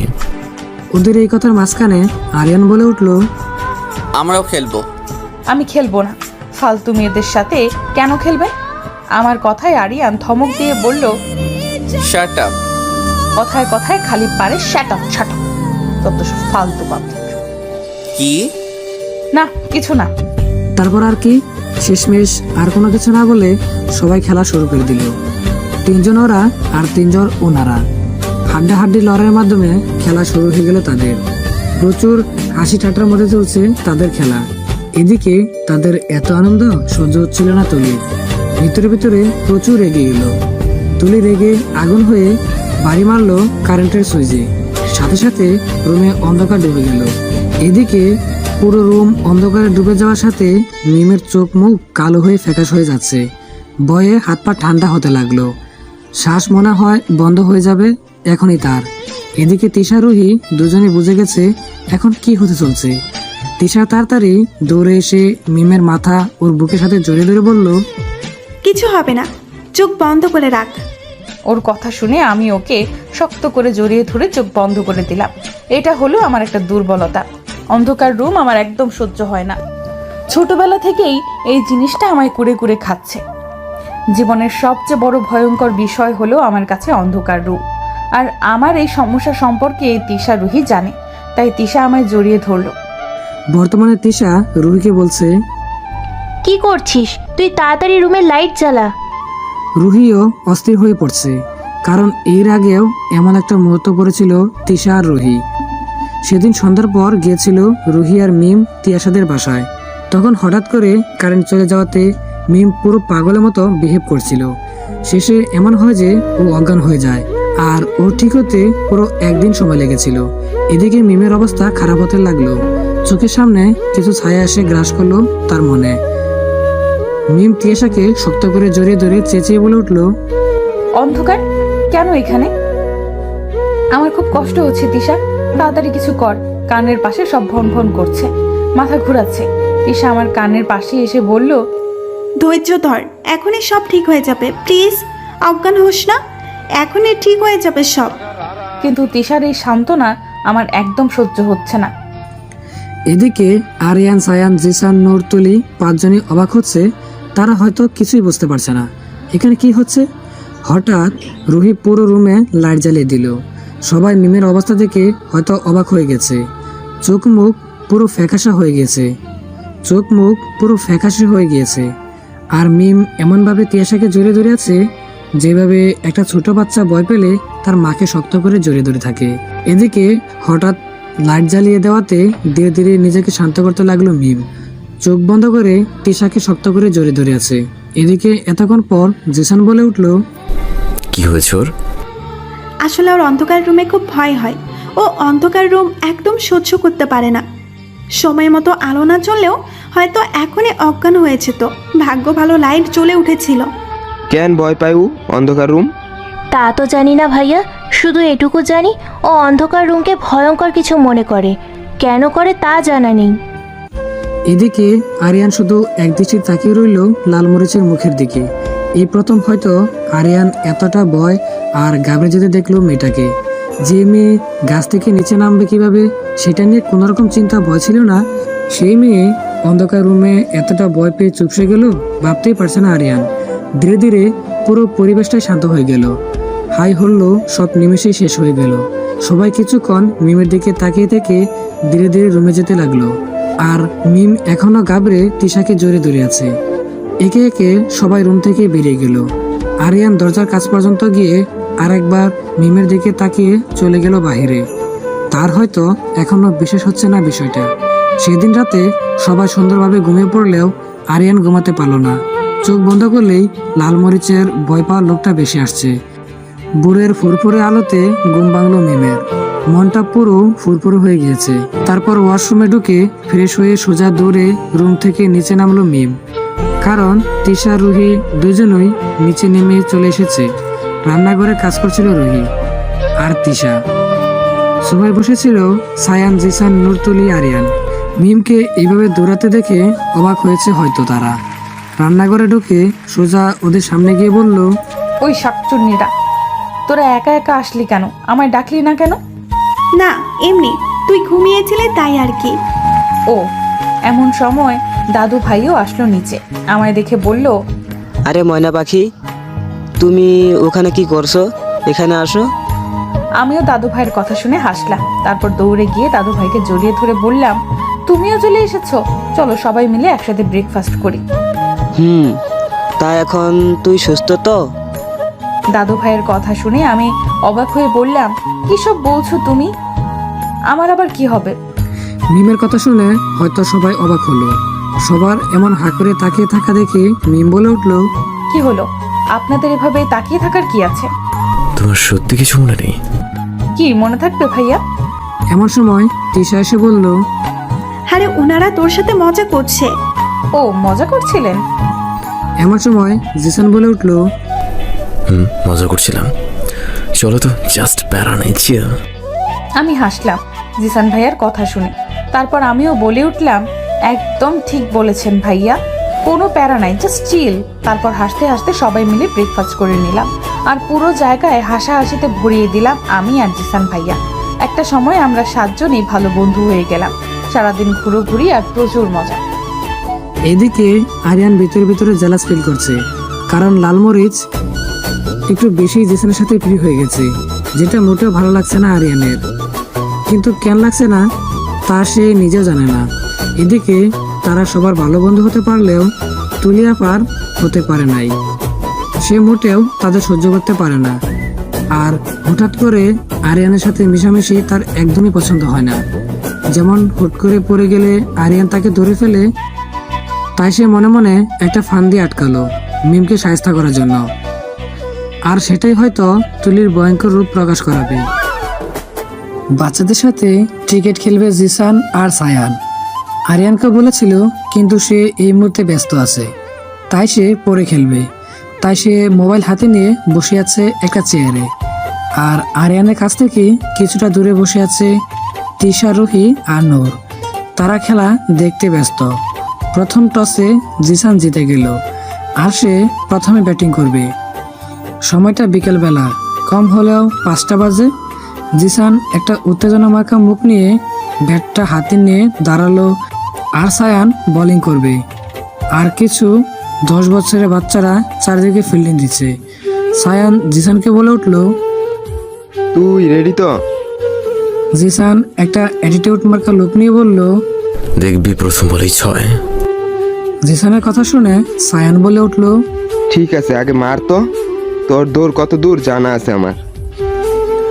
প্রথম বল করতেই জিসান ব্যাট রেখে দৌড়, কারণ বলটা খুব স্পিডে আসতেছিল। জিসানের কাণ্ড দেখে তিয়াশা এবং ওখানে উপস্থিত সবাই হেসে দিল। জিসান সবার হাসি দেখে পুরো মাঠ ঘুরে দৌড়ে এসে জায়গায় দাঁড়িয়ে বলল, এত হাসার কি আছে, আমি একটু ব্যায়াম করছিলাম। জিসানের কথা শুনে হাসলো সায়ান, তারপর বলল, ঠিক আছে, এবার রেডি তো? সায়ান আবারও দৌড়ে এসে বল করতে যাবে, এমন সময় জিসান হাত দিয়ে সায়ানকে থামতে বলল। সাথে সাথে সায়ান থেমে গেল, তারপর বলে উঠল, কি হলো আবার? দাঁড়া, এক গ্লাস পানি খেয়ে নেই। এই বলে জিসান দিল আবার দৌড়। সোজা আরিয়ানের সামনে গিয়ে দাঁড়ালো। তারপর আরিয়ানের পাশে থাকা টেবিলের উপর জগ থেকে 1 গ্লাস ডমটক করে পানি খেয়ে নিল। জিসান আবার দৌড়ে। জিসানের কাজে মজা নিচ্ছে সবাই, জিসান নিজেও মজা পাচ্ছে। জিসান আবার ব্যাট নিয়ে দাঁড়াতেই সায়ান বলে উঠল, তুই কি খেলবি নাকি আমরা চলে যাব? সায়ানের কথা শুনে জিসান বলে উঠল, আরে দাঁড়া, একটু সময় দে, দেখবি প্রথম বলেই 6। বুঝতে পারছি, এখন বল করি। সায়ান আবারও দৌড়ে বল করে আসতে লাগলো। প্রথম বলে জিসান বল দেখতেই পেল না, মারবে কি? জিসানের কাণ্ডে সবাই হাসছে। জিসান একটু মিনমিন করে বলল, হ্যাঁ, তো হাসার কি আছে? তুই কি আদৌ খেলা জানিস? এরকম অনেক অনেক কিছু বলছে জিসানকে। জিসান শুধু মাথা নিচু করে রয়েছে। এদিকে সবাই জিসানকে নিয়ে হাসাহাসি করছে। ও নিজেও জানে না অটোমেটিক তিশার মুখ থেকে বেরিয়ে আসলো, মিস্টার মাল্টিপ্লাক, অল দি বেস্ট। এদিকে হঠাৎ তিশার কথা শুনে জিসান তো অবাক। কি বলল? All the best? মুহূর্তেই জিসানের মধ্যে একটা তীব্র আকাঙ্ক্ষা চলে আসলো। এই বলে সে পুরো জোশে ব্যাট নিয়ে দাঁড়ালো আর হাতের ইশারায় সায়ানকে বলল, বল করতে। সায়ানও হেসে আবার দৌড়ে এসে বল করলো। সবাই এই মুহূর্তে জিসানের ব্যাটিংয়ের দিকে মন দিল। তিশা, রুহি, নূর, এমনকি আরিয়ানও এবার জিসানের পুরো ফিল্মের হিরোদের মতো নিজের গায়ের সমস্ত শক্তি দিয়ে ব্যাট দিয়ে বলটাকে হিট করলো। সাথে সাথে বল উঠছে আকাশে। এদিকে সবাই পুরো হা হয়ে গেল জিসানের কাজে। তিশার অল দ্য বেস্টের পাওয়ার এত, তা হয়তো জিসান নিজেও জানতো না। জিসান পুরো জোশ নিয়ে বলল, কি বলেছিলাম, 6 মারবো, মারছি, দেখছিস সাহেব, আই এম সো জেন্সার প্যান টু জিনিয়াস। এই বলে সবার মুখের দিকে তাকাতে জিসান অবাক, কারণ সবাই একটা রাগী লুক নিয়ে তাকিয়ে আছে তার দিকে। জিসান সবার মুখের দিকে তাকিয়ে বলে উঠল, কি হলো, তোদের মুখের অবস্থা এমন কেন হয়ে গেছে? জিসানের কথা শুনে সায়ান চেঁচিয়ে বলে উঠল, তুই গিয়ে এখন বল নিয়ে আয়। কেন আমি বল আনবো? তুই বল কোথায় মারছিস দেখেছিস? কোথায়? ফ্ল্যাশব্যাক। জিসান এত স্পিডে বল আকাশে মারছে যে বল সোজা গিয়ে ছাদে থাকা একটা রুমের মধ্যে কাঁচের জানালা ভেঙে ভিতরে ঢুকে গেছে। সায়ানের ডাকে জিসান তার ফ্ল্যাশব্যাক থেকে বেরিয়ে আসলো। কোথায় গিয়েছে বুঝতে পেরেছিস? এখন তুই গিয়ে বল আনবি। আমি পারবো না। যারা ফিল্ডিং ছিল তারা কি করছিল? তুই যাবি না মানে? তুই মারছস, তুই আনবি। আমি পারবো না। তুই পারবি। এই নিয়ে দুজনের মধ্যে কথা কাটাকাটি শুরু হয়ে গেল। আর ওদের এই ঝগড়া দেখে আরিয়ান হাসতে হাসতে গিয়ে ওদের মাঝখানে দাঁড়িয়ে বলল, ঠিক আছে, তোদের কাউকে আনতে হবে না, আমি যাচ্ছি। এই বলে আরিয়ান হাঁটা দিল। আর বাকি সবাই অপেক্ষা করে আছে কখন আরিয়ান বল নিয়ে আসবে। এদিকে তুলি মনে মনে এক সাংঘাতিক বিষয় ভেবে রেখেছে। এই মুহূর্তে সে মিমকে খোঁজার জন্য ব্যস্ত। ফোনে কথা বলছি আমি আমার বড় ভাই রিয়াদের সাথে। অনেক দিন হয়েছে এখানে এসেছি, কিন্তু খুব একটা কথা হয়নি মা বাবার সাথে। আজকে শুধুমাত্র এখানে আসতে পেরেছি ভাইয়ার জন্য। ভাইয়ার সাথে কথা বলছি, এমন সময় পেছন থেকে ডাক দিল কেউ আমায়। পেছন ঘুরে তুলি আফারে দেখে আমি তো অবাক। আমায় ডাকছে আজকে? সূর্য কোন দিকে যাচ্ছে? তুলি আফার ডাক শুনে আমি ভাইয়াকে বললাম, ঠিক আছে ভাইয়া, আমি তোমার সাথে পরে কথা বলছি। আর খুব তাড়াতাড়ি আমরা ঢাকা ব্যাক করছি। তুমি আর অল্প কিছুদিন আপুকে ম্যানেজ করো। আমার কথা শুনে ভাইয়া বলে উঠল, কোনো সমস্যা হলে আমাকে কিন্তু জানাবি। ঠিক আছে, ওকে বাই ভাইয়া। বাই। ফোনটা কেটে আমি চলে গেলাম তুলি আফার কাছে। আমি কাছে আসতেই আপু বলে উঠল, তোমার সাথে আমার কিছু কথা আছে। ওকে বলুন। এখানে না, ছাদে চলো। ছাদে কেন? আরে চলো না, আমি জানি তুমি আমায় খুব একটা পছন্দ করো না, তাই হয়তো। না, তেমন কিছু নয়, ঠিক আছে চলুন। তারপর মিম আর তুলি আফায় চলল ছাদের উদ্দেশ্যে। ছাদের উপরে থাকা সেই ফাঁকা আর অন্ধকার রুমটায় দাঁড়িয়ে আছে আরিয়ান। যেহেতু সন্ধ্যা হয়ে এসেছে সেহেতু আরো অন্ধকার হয়ে আছে রুমটা। আরিয়ান তো ফোনের লাইট অন করে বল খুঁজতে লাগলো। তারপর চলে গেল রুমের ভিতরে। রুমটা আছে পুরনো সব আসবাবপত্র দিয়ে ভরা। রুমটায় আছে পুরনো সব আসবাবপত্র দিয়ে ভরা। পুরো রুমটায় ময়লা আর মাকড়সা জালে ভরা। দেখে বোঝা যাচ্ছে এখানে কেউ তেমন একটা আসে না। আরিয়ান ঢুকতে ঢুকতে ভিতরে ঢুকে গেল। আশেপাশে তাকিয়ে দেখলো কোথাও বল পেল না। আরও একটু খোঁজাখুঁজি করতে লাগলো। হঠাৎ চোখ পড়ে গেল আরিয়ানের একটা ভাঙা আলমারির নিচে বলটা ঢুকে পড়েছে। আরিয়ান তা দেখে নিচু হয়ে বলটা বের করতে লাগলো। কিছুক্ষণের মধ্যে বলটা পেয়েও গেল। বল নিয়ে বের হতে যাবে এমন সময় কারো মুখের আওয়াজ শুনে থমকে যায় আরিয়ান। আচ্ছা শোনো, তুমি এই রুমটাতে বসো, আমি একটু আসছি কিছু খাবার নিয়ে। কেন খাবার লাগবে কেন? আরে খেতে খেতে কথা বলে তোমার ভালো লাগবে। কি এমন বলবা যে খেতে খেতে শুনতে হবে? তুমি এটা প্রশ্ন কেন করো বলো তো? আচ্ছা ঠিক আছে, তুমি যাও, আমি ছাদে বসি। না, ছাদে নয়, তুমি ওই রুমটাতে ঢুকো। না, আমি যাব না। আরে কিছু হবে না।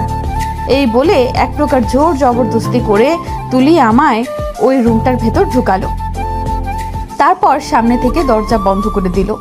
তুলি যে এমন একটা কাজ করতে পারে সেটা আমি ভাবতেই পারিনি। আমি দরজার ভেতর থেকে বাড়ি মারতে মারতে বললাম, তুমি দরজা কেন বন্ধ করে দিলে? কারণ আজ সারা রাত তুই একা এই অন্ধকার রুমে থাকবি। প্লিজ আপু, এমন করো না। আমার যে অন্ধকার রুমে ভয় হয়। তার জন্যই তো তোকে এখানে রেখে যাচ্ছি। প্রচুর চালিয়েছিস তুই আমায়, আমার বন্ধুদের তুই নিজের বশে করেছিস, এমনকি আরিয়ানকেও নিজের করে নিতে চাস তুই। তুলির কথা শুনে আমি যেন অবাকের চরম সীমানায় পৌঁছে গেছি। কি বলছে উনি? আমি আরিয়ানকে নিজের করে নিতে চাই? এসব কি বলছো তুমি? যা বলছি ঠিক বলছি। এই বলে তুলি চলে গেল। এই মুহূর্তে সে খুব আনন্দে আছে। নাচতে নাচতে গিয়ে নিজের রুমে বিছানায় বসে পড়লো। খুব ভালো লাগছে তার। হুট করেই তার মাথায় ব্যথা শুরু হয়ে গেল। তুলি তার মাথাটা ধরে আহ করে চিৎকার দিয়ে উঠল। তারপর তাড়াতাড়ি ওষুধ খেয়ে সোজা বিছানায় শুয়ে পড়ল। খুশিতে নাচতে ইচ্ছে করছে তার। এইভাবে সে ঘুম। এদিকে লাগাতার দরজায় বাড়ি মেরে ক্লান্ত মিম। চোখ মুখ ফ্যাকাশে হয়ে যাচ্ছে আমার। মাথার ভিতর বনবন শব্দ করছে। হাত থেকে মোবাইলটা পড়ে গেল। চারপাশ ঘুরছে ভীষণ। এখন কি করবে মিম? সবকিছু অসহ্য লাগছে মিমের। কে বাঁচাবে মিমকে? এইভাবে নিচে বসে পড়ল। শ্বাস নিতেও কষ্ট শুরু হয়ে গেছে। আর কিছুক্ষণের মধ্যেই হয়তো দম বন্ধ হয়ে মারা যাবে। জোরে জোরে শ্বাস নিচ্ছে আর বলছে, প্লিজ কেউ আলো জ্বালাও, আমি আর নিতে পারতেছি না। এমন সময় কারো কণ্ঠ ভেসে আসলো কানে। সে বলছে, লাল মরিচ, ধৈর্য ধরো, কিছু হবে না। আরিয়ান তার হাতের লাইটটা জ্বালিয়ে সামনে এসে বসলো মিমের। তাকে দেখেই হুট করে জোরে ধরলো মিম। তারপর বলে উঠলো, প্লিজ আমায় এখানে একা ফেলে যাবেন না। আমার এই অন্ধকার একদম সহ্য হয় না, চারপাশ ঘুরছে। প্লিজ তাড়াতাড়ি আলোর ব্যবস্থা করুন, না হলে এখনই দম বন্ধ হয়ে আমি মারা যাব। ওই তুলিয়াফায় আমায় এখানে আটকে চলে গেছে। এদিকে আরিয়ান পড়ে গেল মহাবিপদে। এখন কি করবে সে ভাবতেও পারছে না এই তুলি এরকম জঘন্য একটা কাজ করবে। আরিয়ান মিমের মাথায় হাত দিয়ে বলল, ঠিক আছে, তুমি শান্ত হও, আমি দেখছি কি করা যায়। এই বলে আরিয়ান ফোনটা হাতে নিল। জিসানকে কল করবে তার আগেই ফোনটা ঠাস করে বন্ধ হয়ে গেল। সাথে সাথে পুরো রুম একদম কুটকুটে অন্ধকার হয়ে গেল। এই মুহূর্তে আরিয়ান আবারও ঘাবড়ে গেল। এখনই ফোনটা বন্ধ হওয়া লাগলো। আমার একদম সহ্য হচ্ছে না। আর এই অন্ধকার রুম, চারপাশ সব ঘুরছে, মাথার চারপাশ ঘুরছে, শ্বাসকষ্টে দম বন্ধ হয়ে যাচ্ছে আমার। এদিকে মিমকে এতটা শান্ত হয়ে যাওয়াতে ঘাবড়ে গেল সে। আরিয়ান মিমকে ধরে বসে বলল, কি হলো তোমার এতটা শান্ত কি করে হয়ে গেলে? আরিয়ানের কথা কানে বাসছে মিমের, কিন্তু শ্বাস নিতে পারছে না, তাই কথা বলতে পারছে না। তারপরও এক ঝাঁক কষ্ট নিয়ে কাঁপা কাঁপা গলায় বলে উঠল, আমি শ্বাস নিতে পারছি না, এখানে অনেক অন্ধকার, আমি হয়তো এখনই মারা যাব। মিমের কথা শুনে আরিয়ানের বুকের ভিতরটা ধক করে উঠল। এসব কি বলছে ও? না না, এমনটা হতে পারে না, আমি যে ওকে নিজের থেকে বেশি চাই।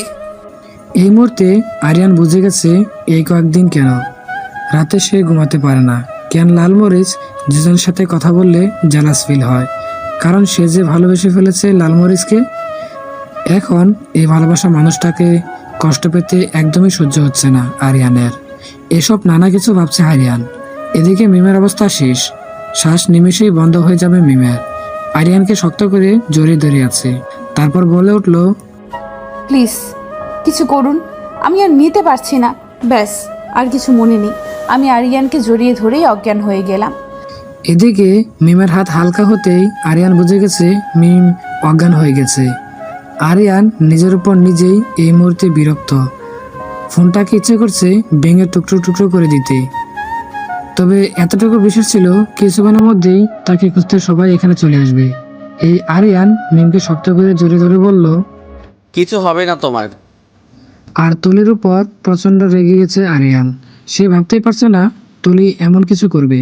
এদিকে তিশা রুহি পুরো বাড়ি খুঁজতে লাগলো মিমকে, কিন্তু কোথাও খুঁজে পাচ্ছে না তাকে।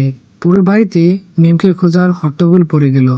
সবাই এতটাই ব্যস্ত হয়ে গেল যে আরিয়ান যে ছাদে গেছে সেটা তাদের মাথা থেকে বেরিয়ে গেছে।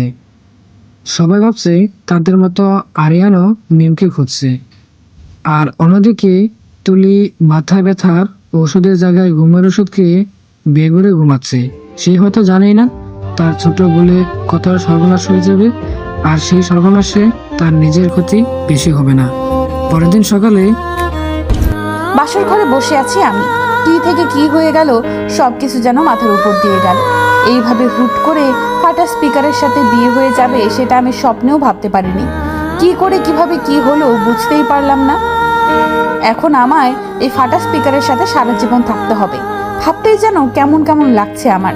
আজকে শুধুমাত্র এই তুলি আফার জন্য আমার জীবনটা তছনছ হয়ে গেল। ভাবতেই কান্না পাচ্ছে ভীষণ, কিন্তু আমার চোখে পানি আসছে না। সকালে সোফায় বসে ঘুমিয়েছিল সবাই। এমন সময় হুট করে জিসানের ঘুম ভেঙে যায়। আর জিসানের ঘুম ভাঙতেই তার মনে পড়ে গেল তখন আরিয়ান ছাদে গিয়েছিল বল আনতে। তারপর তো আর তাকে দেখেনি কেউ, আর আমরা তো ছাদে খুঁজতে যাইনি ওদের। এইভাবে জিসান ঘুম থেকে উঠে সবাইকে ডাকলো। এত ভোরে সবাইকে ডাকাতে সবাই লাফ দিয়ে উঠলো।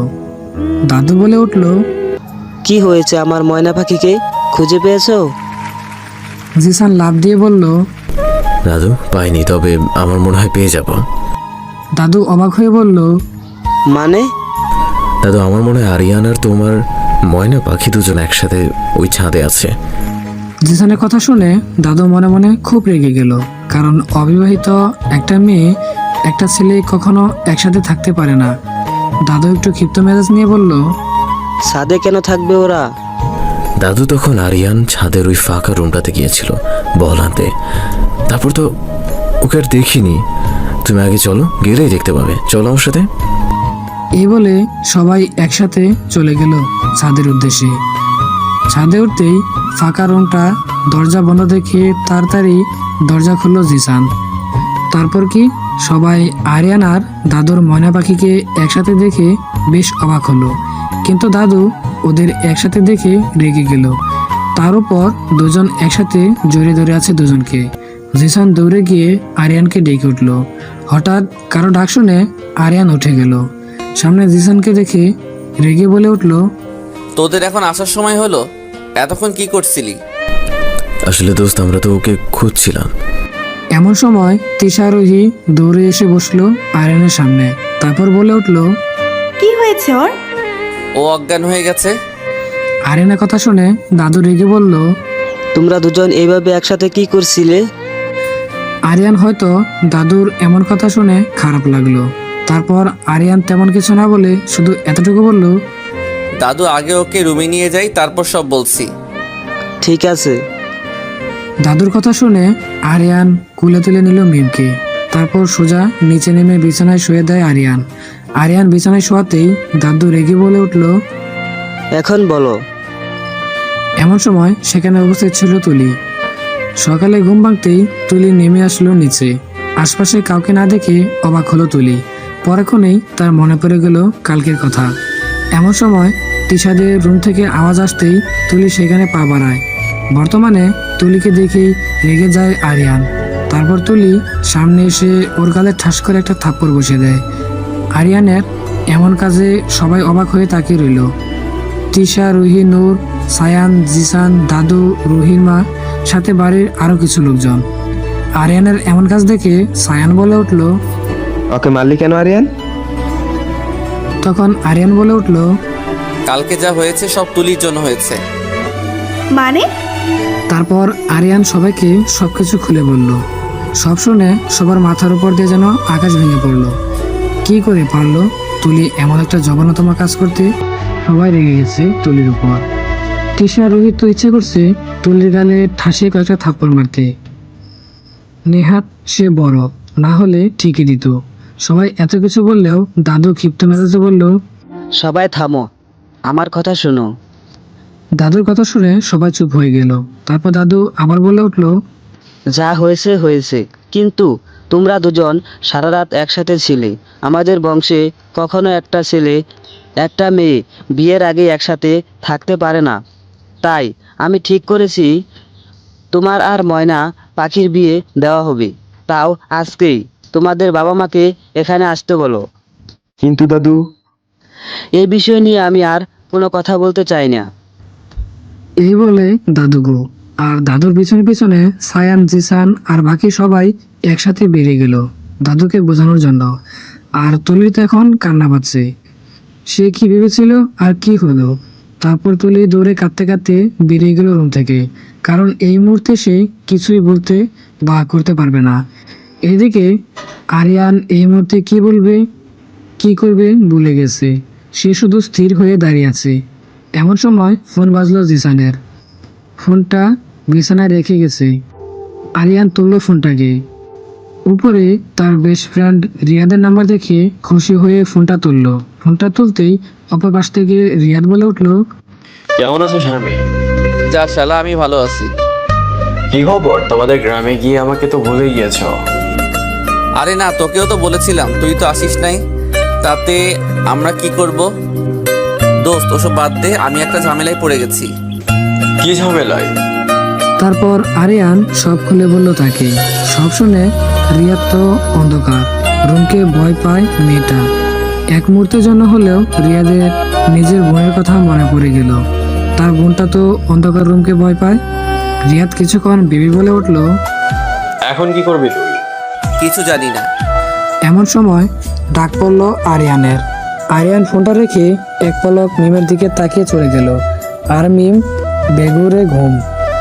অপর পাশে রিয়াদ ফোন রাখতেই তার রুমে তার মা বাবা চলে আসলো। তাদের এখনই তিশাদের গ্রামের বাড়িতে যেতে হবে। রিয়াদ তো অবাক হয়ে বলল, কেন? ওইখানে গেলেই জানতে পারবি। আমাদের কিছু বলেনি, নিশার দাদু ফোন করে যেতে বলেছে। বোনটার তো কোনো বিপদ হলো না, মনে মনে বললাম। তারপর রিয়াদও আর কিছু না ভেবে চলল তিশাদের বাড়ির উদ্দেশ্যে। আর ওদিকে আরিয়ানের বাবা মাও আসছে। ঘড়িতে দুপুর 12টার কাটাই ছুঁই ছুঁই। এমন সময় ঘুম ভাঙলো আমার। চোখ মুখ সব ঝাপসা দেখছি আমি। মাথার ভেতর অসম্ভব যন্ত্রণা হচ্ছে। এমন সময় রুমে ঢুকলো আম্মু, আব্বু, ভাইয়া, আরো দুজন ভদ্রলোক আর ভদ্র মহিলাকে দেখলাম আমি। তাদেরই সামনে মাথা নিচু করে দাঁড়িয়ে আরিয়ান সহ বাকি সবাই। আর দাদুও কেমন একটা লুক নিয়ে তাকিয়ে আছে আমার দিকে। ওদের এইভাবে দেখে আমি তো অবাক, ওরা এখানে কেন? আর সবাই আমার দিকে রাগী লুক নিয়ে তাকিয়ে আছে বা কেন? মনের মাঝে হাজারো প্রশ্ন একসাথে ঘুরপাক খাচ্ছে। এমন সময় দাদু বলে উঠল, তোমরা সবাই বাইরে যাও, আমি আর ময়না পাখির সাথে একা কথা বলতে চাই। দাদুর কথা শুনে সবাই চলে গেল। আমি চুপ করে বসে আছি বিছানায়। এমন সময় দাদু মাথায় হাত দিয়ে বলল, তোমায় বিয়ে করতে হবে ময়না পাখি। কি বলছো দাদু ভাই? কাকে বিয়ে করব আমি? ওসব কিছু আমি জানি না, যেটা বলেছি সেটা করো। তাড়াতাড়ি ফ্রেশ হয়ে নাও, আর কয়েক ঘন্টার মধ্যে কাজী চলে আসবে। এতটুকু বলে দাদু ভাই চলে গেল। আমায় কিছু বলার সুযোগই দিল না। কার সাথে বিয়ে হবে সেটাও তো বলল না। দাদু যেতেই তিশা আর রুহি ভেতরে ঢুকলো। ওদের দেখে চট জলদি আমি বলে উঠলাম, এসব কি বলছে দাদু? বিয়ে করব কেন? আর কাকেই বা করব? তারপর তিশা আর রুহি দুজনেই সকালে সব ঘটনা খুলে বলল মিমকে। সব শুনে কি করবে কিছুই মাথায় আসলো না। এভাবে হুট করে বিয়ে হয়ে যাবে সেটা তো স্বপ্নেও ভাবেনি। তাও আবার কাকে? ফাটা স্পিকারকে। এমন সময় রুমে ঢুকলো মা আর ভাইয়া। মিম মাকে দেখে দৌড়ে জোরে ধরল। তারপর বলে উঠল, আম্মু বিশ্বাস করো, যা হয়েছে তাতে আমার কোনো দোষ ছিল না।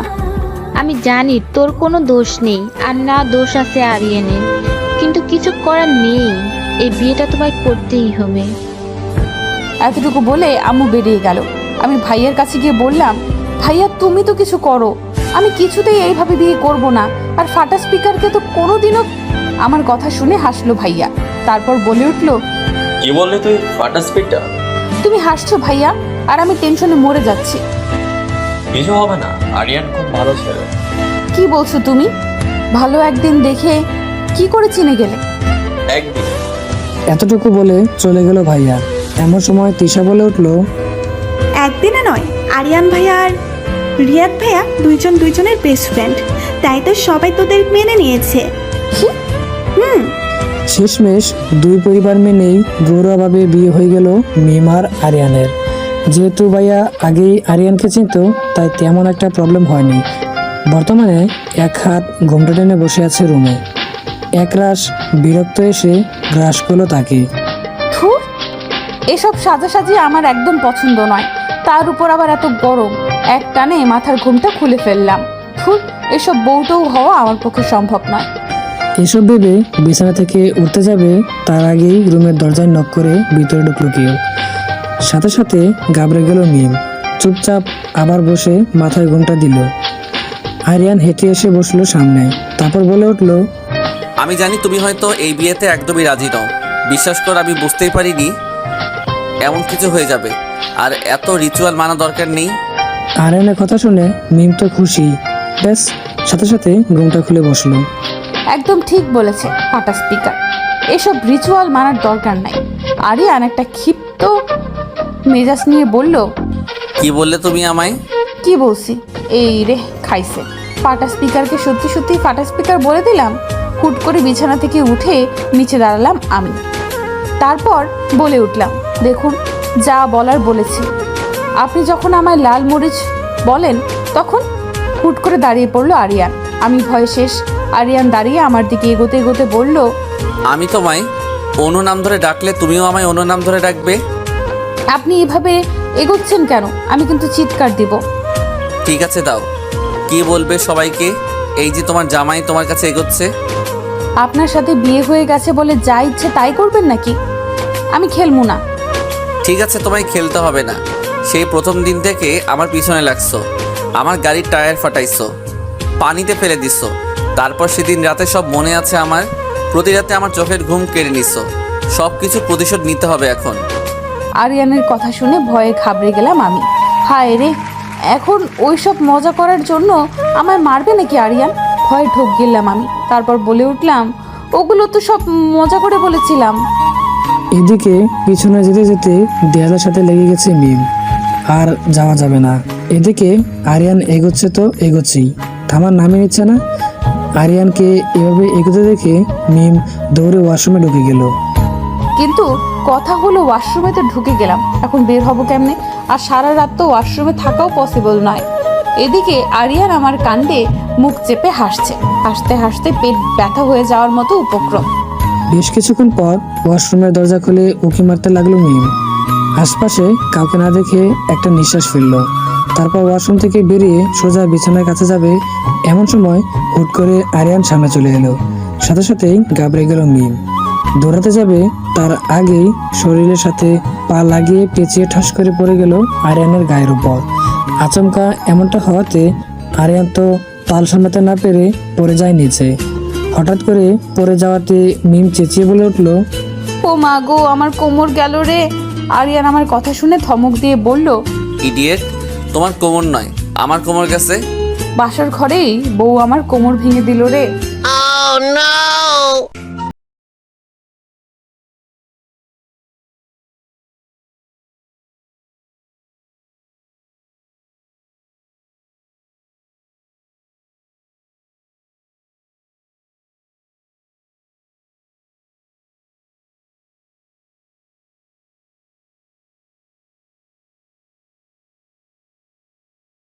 কে জানে আদৌ কি বুঝবে কিনা, তাতেও সন্দেহ আছে আরিয়ানের।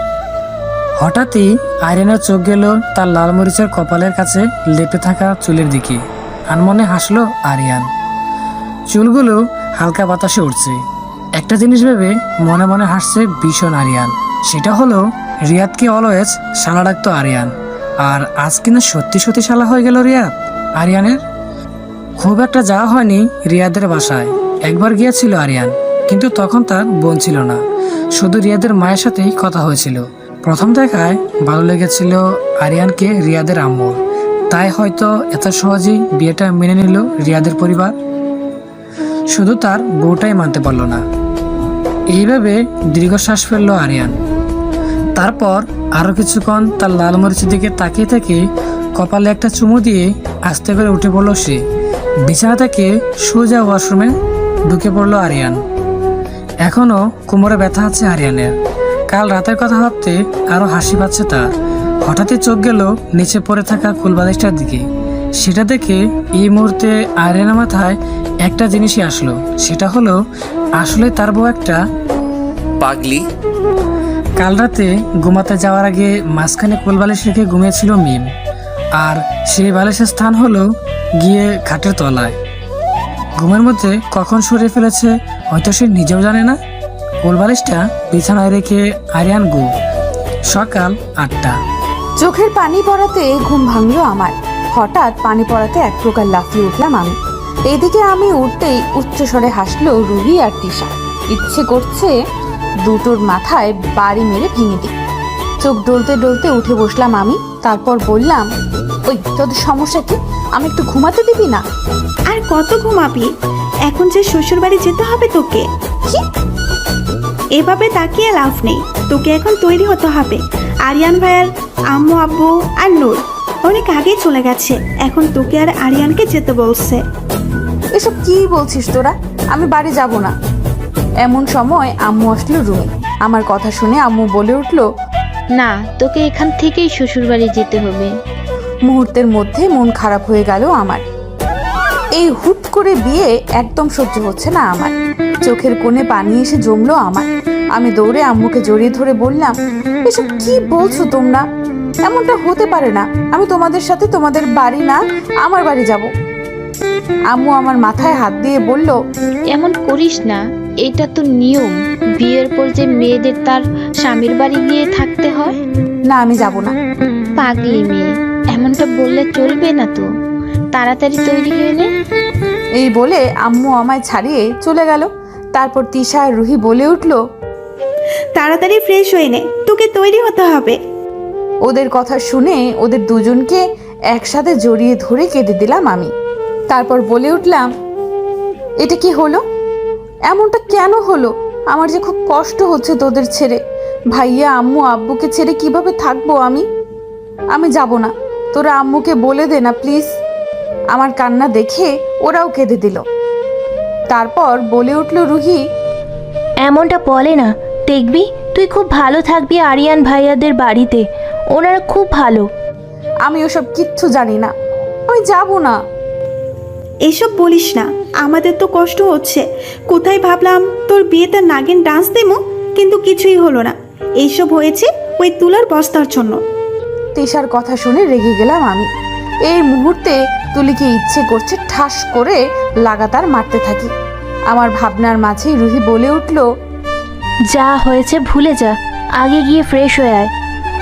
এই বলে এক প্রকার জোর জবরদস্তি করে ওয়াশরুমে ঢুকিয়ে দিল রুহি আর তিশা। এই মুহূর্তে প্রচুর কষ্ট হচ্ছে মিমের, বুক ফেটে কান্না পাচ্ছে তার। এইভাবে জীবনটা এলোমেলো হয়ে যাবে ভাবতেই পারিনি। দাদু ভাই আমার সাথে এমনটা করতে পারলো? আর কথা বলবো না আমি দাদু ভাইয়ের সাথে। লাল বেনারসি শাড়ি পরিয়ে পাক্কা 1.5 ঘন্টা বসিয়ে রেখে সাজিয়ে দিল মিমকে তিয়াশা আর রুহি। বাবা গো বাবা, এত সাজ একদম সহ্য হচ্ছে না আমার। মনে হচ্ছে কেউ আমায় গরমের ফ্যাক্টরিতে আটকে রেখেছে। আমি লাফিয়ে উঠে দাঁড়িয়ে বললাম, এত সাজ ভালো লাগছে না। এত বড় কানের দুল কেন পরিয়েছিস আমায়? মনে হচ্ছে এক্ষুনি কান ছিঁড়ে হাতে চলে আসবে আমার। আমার কথা শুনে বিরক্ত মাখা মুখ নিয়ে তিশা বলে উঠল, কিছু হবে না। তারপর রুহি রেগে বলল, তোর তো সব কিছুতেই সমস্যা। শাড়ি পরিয়ে দিয়েছি, তাতেও তোর প্রবলেম। আইলাইনার দিয়ে দিয়েছি, তাতেও তোর প্রবলেম। গলায় গয়না পরিয়ে দিয়েছি, তাতেও তোর প্রবলেম। মুখে মেকআপ করিয়ে দিয়েছি, তাতেও তোর সমস্যা। এখন কোথায় যাব আমরা বল? এত প্রবলেম নিয়ে ঘুমাস কি করে তুই? যা, তোকে আর সাজাতে পারবো না আমি। তোর এত বক বক শুনে আমি পাগল হয়ে গেলাম। যাই আমি, তুই থাক তোর সমস্যা নিয়ে। রুহির কথা শুনে আমি বলে উঠলাম, দোস্ত তুই এতটা রেগে গেলি কেন? রাখবো না। এই বলতে বলতে রুহি রেগে মেগে রুম থেকে বেরিয়ে আসতে নিলে পা পিছলে যায় রুহির। আচমকা এমন হওয়াতে ভয়ে চোখ বন্ধ করে নিল রুহি। হঠাৎই মনে হলো কেউ রুহির কোমর জড়িয়ে ধরে আছে, যার কারণে রুহি নিচে পড়তে গিয়েও বেঁচে যায়। আস্তে আস্তে রুহি তার চোখ খুলল। সামনের ব্যক্তির মুখ দেখে কি রিয়াকশন দিবে রুহি বুঝতে পারছে না। সে লজ্জায় নাক কাটা যাচ্ছে মনে হয়। অপূর্ব লাগছে এই মুহূর্তে সায়ানকে রুহির কাছে। প্রথম দিন থেকেই তো সায়ানের প্রতি আকৃষ্ট ছিল রুহি। আজকে সেই আকৃষ্টতা আরো দ্বিগুণ আকার ধারণ করলো। এই কয়েকদিন অনেকভাবে নিজেকে মানানোর চেষ্টা করেছে রুহি, কিন্তু ব্যর্থ সে বুঝে গেছে যে সায়ানকে ভালোবেসে ফেলেছে, কিন্তু কোথাও এক ভয় আছে তার মনে, যার কারণে সবসময় দূরে দূরে থাকে রুহি সায়ানের কাছ থেকে। কারণ সে যেটা ভাবছে সেটা হয়তো কোনোদিনও সম্ভব না। কিন্তু যতই সায়ানের থেকে দূরে দূরে থাকতে চায়, ততই যেন কাছে চলে আসে রুহি সায়ানের, যার কারণে বারবার দুর্বল হয়ে পড়ে রুহি। গরু লাগানো মায়াবী চোখে তাকিয়ে আছে রুহি সায়ানের দিকে। এদিকে সায়ান তাকিয়ে আছে রুহির দিকে। এক অদ্ভুত মায়ায় আটকে গেছে সায়ান। রুহির চোখ এক অদ্ভুত মায়া আছে যেটা তাকে খুব টানছে এই মুহূর্তে। এই কয়েকদিনে বহুবারই তো এমন হয়েছে, কিন্তু আজ এক অন্যরকম আকৃষ্টে আটকে গেছে সায়ান। আজকে রুহিও সেজেছে, চোখে গাঢ় কাজল দিয়ে মেরুন রঙের গ্রাউন্ড পরেছে সে। চোখগুলো খুলে দিয়েছে, কারণ তারাও যে আজকাল ফিরবে ঢাকাতে। সহজভাবে বললে আজকে সবাই গ্রাম ছেড়ে চলে যাবে যার যার গন্তব্যে। রুহি আর সায়ানের ভাবনার মাঝখানে গিয়ে দাঁড়ালাম আমি আর তিশা। হাসি পাচ্ছে খুব ওদের এভাবে একে অপরের দিকে তাকিয়ে থাকতে দেখে। আমি আর তিশা দুজনেই ওদের মাঝখানে দাঁড়িয়ে কাশি দিলাম। সাথে সাথে দুজনেই তাদের ভাবনা থেকে বেরিয়ে আসতো। দুজনেই আমাদের কাজে লজ্জা পেয়েছে। সায়ান তাড়াতাড়ি রুহিকে ছেড়ে দিয়ে তোতলাতে তোতলাতে বলে উঠল, তোমাদের হয়েছে? দাদু ডাকছে সবাইকে, বের হতে হবে তো। এই বলে সায়ান আর 2 মিনিট দাঁড়ালো না, দ্রুত গতিতে চলে গেল। এদিকে সায়ান যেতেই রোহিত আমতামতা করে বলে উঠলো, কেউ আম্মু ডাকছে, আমিও গেলাম।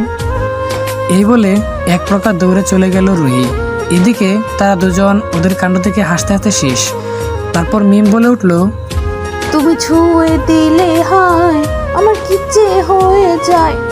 আমার কথা শুনে তিশা বলে উঠলো, আমার কি যে হয়ে যায়। মামু ডাল মে কালা কি আছে পেয়ে গেছি। আমার কথা শুনে হাসলো তিশা। তারপর তিশা বলে উঠলো, আগে আগে দেখো হোতা হে ক্যা মামু। তারপর তারা দুজন একসাথে হেসে দিল। সকাল 10টা, বাড়ির সামনে দাঁড়িয়ে আছে মিম, সারিয়ান, সায়ান, জিসান, রুহি, তিশা, রুহির আম্মু, দাদুভাই সহ আরো কিছু লোকজন। তার সাথে মিমের আম্মু, আব্বু আর ভাইয়া। চোখ দিয়ে অটোমেটিক পানি গড়িয়ে পড়ছে তাদের। ভাইয়া অনেকক্ষণ যাবৎ আরিয়ানকে অনেক কিছু বলছে। এইভাবে হুট করে বিয়ে আর হুট করে শ্বশুরবাড়ি যাওয়া কোনোটাই যেন এখনো মাথায় ঢুকছে না মিমের। শুধু মাথায় একটাই প্রশ্ন নাড়া দিচ্ছে, কি থেকে কি হয়ে গেল। ভাইয়া আমার সামনে এসে দাঁড়ালো। ভাইয়া দাঁড়াতেই আমি ভাইয়াকে জড়িয়ে ধরে কেঁদে দিয়ে বললাম, ভাইয়া এটা কি হলো? এমনটা হওয়ার কথা ছিল কি? ভাইয়া তোমাদের ছাড়া কি করে থাকবো? ভাইয়া আমার মাথায় হাত বুলিয়ে বলল, কিচ্ছু হবে না সাতচন্ডী, তোকে আরিয়ান ভালো রাখবে দেখিস। ভাইয়া আমি শাকচুন্নি, তুমি কি কুমড়ো পটাশ কোথাকার? তারপর দুজন কাঁদতে কাঁদতে হেসে দিল। এমন সময় মাথা নিচু করে তাদের সামনে এসে দাঁড়ালো তুলি। চুলগুলো অগোছালো, চোখে জল লেপটে গেছে সব। চোখের নিচে কালো দাগ পড়ে গেছে তার। বোঝা যাচ্ছে সারা রাত নির্ঘুম কেটেছে তার। একদিনে কি অবস্থা হয়েছে তার। তুলিকে দেখে রাগে গা জ্বলে যাচ্ছে তার। এই তুলির জন্য তার জীবনটা এভাবে তছনছ হয়ে গেল। মিম তুলির সামনে গিয়ে বলল, এমনটা কেন করলে আপু? তুমি আমাকে পছন্দ করতে না ঠিক আছে, তাই বলে এইভাবে আমার জীবনটা এলোমেলো করে দিয়ে কি মজা পেলে তুমি? আমার তো মনে যেটা হয়েছে তাতে আমার চেয়ে বেশি ক্ষতি তোমারই হয়েছে। শুধু শুধু একটা ভুল জিনিস মাথায় এনে আমার লাইফটা তছনছ করে দিলে। আমার কথা শুনে তুলি আমার হাত ধরতে নিল, সাথে সাথে টান মেরে হাত সরিয়ে দিলাম আমি। তারপর বলে উঠলাম, একদম টাচ করবেন না আমায়।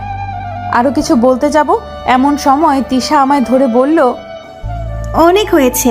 তুলিকে অনেকেই অনেক কিছু বলেছে, অনেক অপমান করেছে সবাই। তুই আর বলিস না, এখন চুপ থাক। যা হবার হয়ে গেছে, সেটা ভেবে আর লাভ নেই। হয়তো তোর ভাগ্য এমনটাই লেখা ছিল।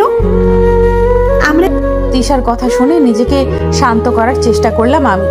তারপরও একটা কথা বলে উঠলাম আমি তুলিকে, আমি তোমায় কোনো দিন ক্ষমা করব না, কোনো দিনও না। তারপর সবাই মিলে মিমকে গাড়িতে বসে দিল সায়ানের সিটে। তারপর আব্বু আরিয়ানকে কি যেন বলল। আরিয়ানও তাদের কিছু বলে তারপর উঠে পড়লো গাড়িতে। তারপর আরিয়ান নিজেই গাড়ি চালাতে শুরু করলো।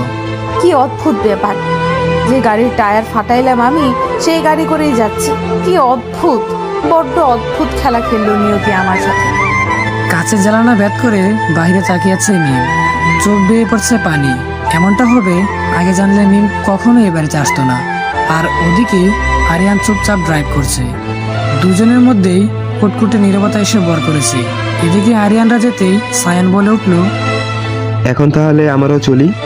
সামনের কথা দাদু বলে উঠলো, তোমরাও যাও, আর সাথে রুহি আর তিশাকেও নিয়ে যেও কিন্তু। দাদুর কথা শুনে রুহি তিশা দুজনেই অবাক হয়ে বলল, আমরা গিয়ে কি করব দাদু ভাই? তোমরা বুঝতে পারছো না, আমার ময়না পাখি এই বিয়েটা মেনে নিতে পারেনি। তোমরা গেলে ওর ভালো লাগবে। বেশি নয়, এখন গিয়ে বিকালে চলে যেও যার যার বাসায়। দাদুর কথা শুনে কেউ আর কিছু বলল না। সায়ান, রুহি, তিশা, জিসান এক গাড়িতে বসে পড়লো, আর রুহির আম্মু একটা গাড়িতে, আর রিয়াদ আর তার আব্বু অন্য গাড়িতে চলে গেল। আর এদিকে দাদুভাই মন খারাপ করে বলল, আমার ময়না পাখি আমার সাথে কথা বলে না। এমন সময় একজন মহিলা বলে উঠল, হয়তো রেগে আছে একটু, পরে ঠিক হয়ে যাবে। দাদু পিছনে ঘুরতেই তুলিকে দেখলো, মাথা নিচু করে দাঁড়িয়ে আছে সে। দাদু কিছু বলবে তার আগেই তুলি দাদুর হাত ধরে কেঁদে বলে উঠল, সরি দাদু ভাই, ভুল হয়ে গেছে। যেতে বসে এমনটা করে ফেলেছি আমি। আমি বুঝতে পারিনি আমার ভুলটায় এত বড় ক্ষতি হয়ে যাবে। তুলির কথা শুনে দাদু তার মাথায় হাত দিয়ে বলল, অনেক সময় অন্যের ক্ষতি করতে গিয়ে নিজের ক্ষতি হয়ে যায়, তাই কারো ভালো করতে না পারো কখনো ক্ষতি করো না। এতটুকু বলে চলে গেল দাদু। আর তুলি নিঃশব্দে চোখের পানি ফেলতে লাগলো। তার ছোট্ট বলে তার পুরো পরিবারের মতো বন্ধুরা তাকে রেখেই চলে গেল। এটা ভাবতেই তার কষ্ট হচ্ছে ভীষণ। কষ্ট হচ্ছে। তারপর সেও তার ব্যাগ নিয়ে বেরিয়ে গেল। কিছুক্ষণের মধ্যেই তার গাড়ি চলে আসলো, কারণ সে আগেই তার বাপিকে বলে রেখেছিল গাড়ি পাঠাতে। তারপর সেও চলল তার গন্তব্যে। কিছুক্ষণের ব্যবধানে সব কিছু যেন এলোমেলো আর ঘোলাটে হয়ে গেল। তুলির এটা ভেবে কষ্ট হচ্ছে তার সাথে সবার বন্ধুত্ব নষ্ট হয়ে গেল। মিস আলোর পরোটা আর কতক্ষণ চুপ থাকবে? এখন তো কিছু বলো। হঠাৎ করে জিসানের মুখে এমন অদ্ভুত নাম শুনে তিশা রেগে বলল, কি বললেন আপনি? এই রে খাইছে, আলুর পরোটা রেখে গেছে। চুপ জিসান। অনেকক্ষণ যাবতই জিসান তিশার সাথে কথা বলার চেষ্টা করছিল, কারণ তিশার মুড অফ ছিল। কিন্তু কি বলবে এটা ভেবে হুট করে অদ্ভুত নাম মাথায় আসলো জিসানের। তারপর আর কি, তিশাকে রাগিয়ে দিল।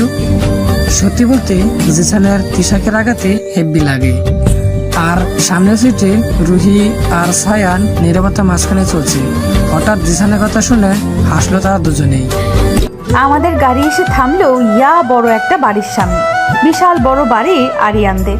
আরিয়ান গাড়ি থেকে নেমে আমায় বলে উঠল, নামও আমরা এসে গেছি।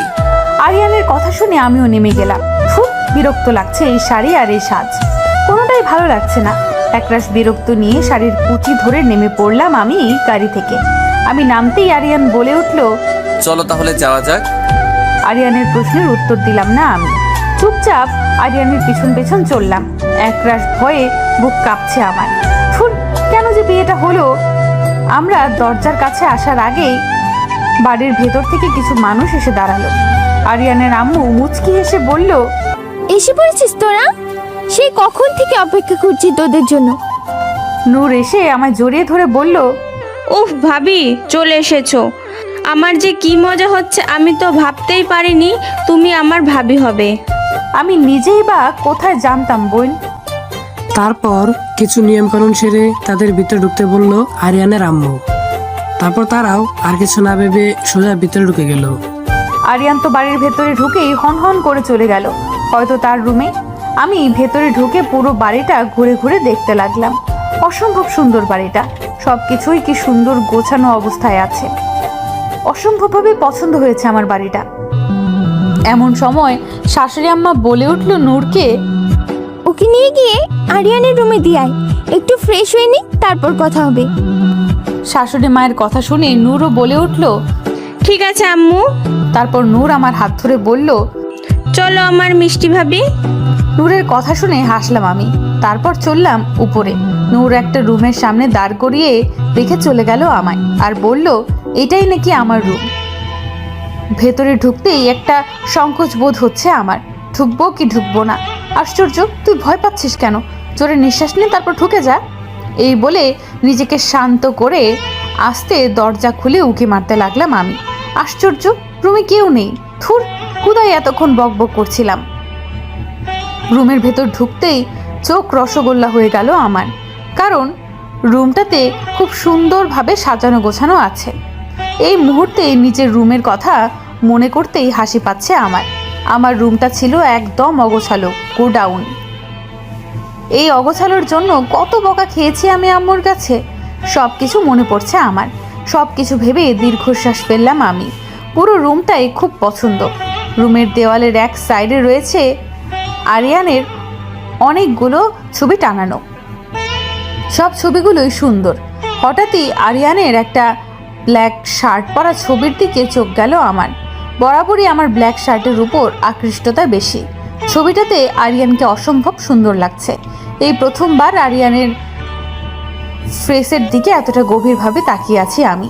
সামনাসামনি এভাবে তাকাইনি কখনো। হঠাৎই ওয়াশরুমের দরজা খোলার আওয়াজে কিছুটা কেঁপে উঠল মিম। পেছন করে তাকাতেই চোখ বড় বড় হয়ে গেল মিমের। চোখ বন্ধ করেই চেঁচিয়ে উঠল, কারণ আরিয়ান শুধু টাওয়ালে পরে বেরিয়ে এসেছে। এদিকে আরিয়ান মিমের চেঁচানো শুনে পুরো বেবাচেকা খেয়ে গেল। হুট করে আরিয়ান এসে মিমের মুখে চেপে ধরে বলল, বোকামে এইভাবে চেঁচাচ্ছ কেন? ওদিকে দরজার সামনে অলরেডি আমার চেঁচানো শুনে শাশুড়ি মা আর নূর এসে বলল, কি হয়েছে বৌমা? কি হয়েছে ভাইয়া? শাশুড়ি মায়ের কথা শুনে আরিয়ান একটা রাগী লুক নিয়ে আমার দিকে তাকিয়ে চেঁচিয়ে বলে উঠল, ও কিছু নয় আম্মু, তোমার বৌমা একটা টিকটিকি দেখে ভয় পেয়েছে। শাশুড়ি মা অবাক হয়ে বলল, কি? আম্মু কিছু হয়নি, তোমরা যাও। বিনিময়ে শাশুড়ি মা আর নূর কিছু না বলে চলে গেলেন। ওদিকে অন্যরা যেতেই আরিয়ান ধমক দিয়ে বলল, তুমি পাগলের মতো চেঁচালে কেন? আরিয়ানের কথা শুনে মিম শুধু উমুম আওয়াজ করলো, যার অর্থ আমার মুখ ছাড়ুন। আরিয়ান মিমের শব্দের অর্থ বুঝতে পেরে হাত সরিয়ে ফেললো। আরিয়ানের কাছ থেকে ছাড়া পেতেই মিম চোখ বন্ধ করে কাঁপা কাঁপা গলায় বলে উঠল, আপনি এগুলো কি পরে আছেন? ভুলে গেছেন নাকি আপনার রুমে আমি আছি? এদিকে আরিয়ান মিমের কথা শুনে নিজের দিকে একবার তাকিয়ে বলল, কি পড়েছি আমি? কি পরছেন মানে? আপনি খালি গায়ে আছেন কেন? এদিকে আরিয়ান মিমকে এতটা ভয় পেতে দেখে পুরোই মজা পাচ্ছে। সামান্য খালি গায়ে দেখে এভাবে ভয় পাচ্ছে। আরিয়ান একটু মজা নেওয়ার জন্য বলে উঠল, ও তুমি তাহলে আমাকে এই ভেবে দেখে ভয় পাচ্ছ জানো? আরিয়ানের কথা শুনে মিম যেন অবাকের চরম সীমানায় পৌঁছে গেছে। একদিনে জানো হয়ে গেলাম। আমি টিপ টিপ করে চোখ খুললাম। চোখ খুলে আবারও ওইভাবে দেখে আমি পেছন ঘুরে বললাম, আপনি এখনো চেঞ্জ করছেন না কেন? তাড়াতাড়ি জামা কাপড় পরুন। আরিয়ান মুচকি হেসে আমার পেছনে দাঁড়িয়ে কানের কাছে এসে বলল, না পরবো না, আজকে এইভাবে থাকবো। কি? কেন তুই বুঝতে পারোনি? আমি আবার একটা কথা একবারে বেশি বলি না। আরিয়ানের কথা শুনে আমি যেন অবাকের উপর অবাক হচ্ছি। আমার ডায়লগ আমাকেই বলছে। দেখুন এবার কিন্তু তুমি কি? আমি কিন্তু এখন আবার চেঁচাবো, ফাটা স্পিকার। তা চেঁচিয়ে কি বলবে শুনি, লালমরিচ? এটাই বলবো যে আপনি। আরিয়ান আমার কথা শুনে হাসতে হাসতে এগোতে এগোতে বলল, আমি কি করেছি তোমার সাথে? আচমকা আরিয়ানের এইভাবে এগোতে দেখে আমি পুরো ভয় ঘাবড়ে গেলাম। সাথে সাথে আমিও পিছিয়ে যেতে লাগলাম আর কাঁপা কাঁপা গলায় বললাম, আপনি এগোচ্ছেন কেন? দূরে থাকুন আমার কাছ থেকে। দূরে না গেলে কি করবে তুমি শুনি? আপনি কিন্তু বাড়াবাড়ি করছেন। কি বাড়াবাড়ি করেছি বলো? আর তুমি এইভাবে পিছিয়ে যাচ্ছ কেন? ভয় পাচ্ছ আমায়? ভয় কেন পাবো? আপনি বাঘ না ভাল্লুক? তাহলে কাঁপছো কেন? সাথে তোতলাচ্ছ কেন? এদিকে এক পর্যায়ে পিছনে যেতে যেতে দেয়ালের সাথে লেগে গেল মিম। আর যাওয়া যাবে না পিছনে। এদিকে আরিয়ানও মিমের এতটা কাছে চলে এসেছে যে বুকের ভিতর দগ্ধ করছে মিমে। হার্টবিট ওঠানামা শুরু হয়ে গেছে। শ্বাস মনে হয় এখনই বন্ধ হয়ে যাবে। হঠাৎই আরিয়ান ঝুঁকে গেল মিমের দিকে। সাথে সাথে মিম ভয়ে চোখ বন্ধ করে চেঁচিয়ে বলে উঠল, ওমা বাঁচাও, ফাটা স্পিকার মেরে ফেললো আমায়। আরিয়ান আমার কথা শুনে হাসবে না কাঁদবে বুঝতে পারছে না। এক ধমক দিয়ে বলল, শাট আপ লালমরিচ, এমনিতে তো সব কিছুতে একটু বেশি বুঝে যাও, আর আমায় বুঝতে পারছো না। আসলে একটা ম্যাট তুমি। কি? আমায় পাগল বললো? চাইলে এক্ষুনি অনেক কিছু বলে দিতাম আমি, কিন্তু এখন কিচ্ছু বললে আমারই ক্ষতি। তাই চুপচাপ দাঁড়িয়ে আছি। আরিয়ান আর কিছু না বলে সরে গেল আমার কাছ থেকে। যা দেখে স্বস্তির নিঃশ্বাস ফেললাম আমি। যাক বাবা, বেঁচে গেছি। আমার কথা শুনে আরিয়ান বলে উঠল, বাঁচনি? তাড়াতাড়ি গোসল করে শাড়ি পরে তৈরি হয়ে নিচে আসো। কি? আবার শাড়ি? কিন্তু আমি তো শাড়ি পরতে পারি না। বিনিময়ে আরিয়ান কিছু বলল না, তাড়াতাড়ি তৈরি হয়ে নিচে গেল। আরিয়ান যেতেই নূর আসলো রুমে, সাথে কিছু শাড়ি নিয়ে। মিমকে দেখে বলল, ভাবি তুমি এখনো ফ্রেশ হওনি? তাড়াতাড়ি ফ্রেশ হও, তিশা আপু আর রুহি আপুরাও চলে এসেছে তো। নূরের কথা শুনে আমি খুশি হয়ে বললাম, ওরা এসেছে, তাড়াতাড়ি পাঠিয়ে দাও আমার রুমে। ঠিক আছে মিষ্টি আপু। আর শোনো, আম্মু তোমাকে এই শাড়িগুলো পরতে বলেছে। আমিও গম্ভীরভাবে বলে উঠলাম, ঠিক আছে। আমার কথা শুনে নূর আর কিছু না বলে মুচকি হেসে চলে গেল। সোফায় বসে আছে রুহি আর তিশা, আর তাদের সামনে বসে আছে সায়ান আর জিসান।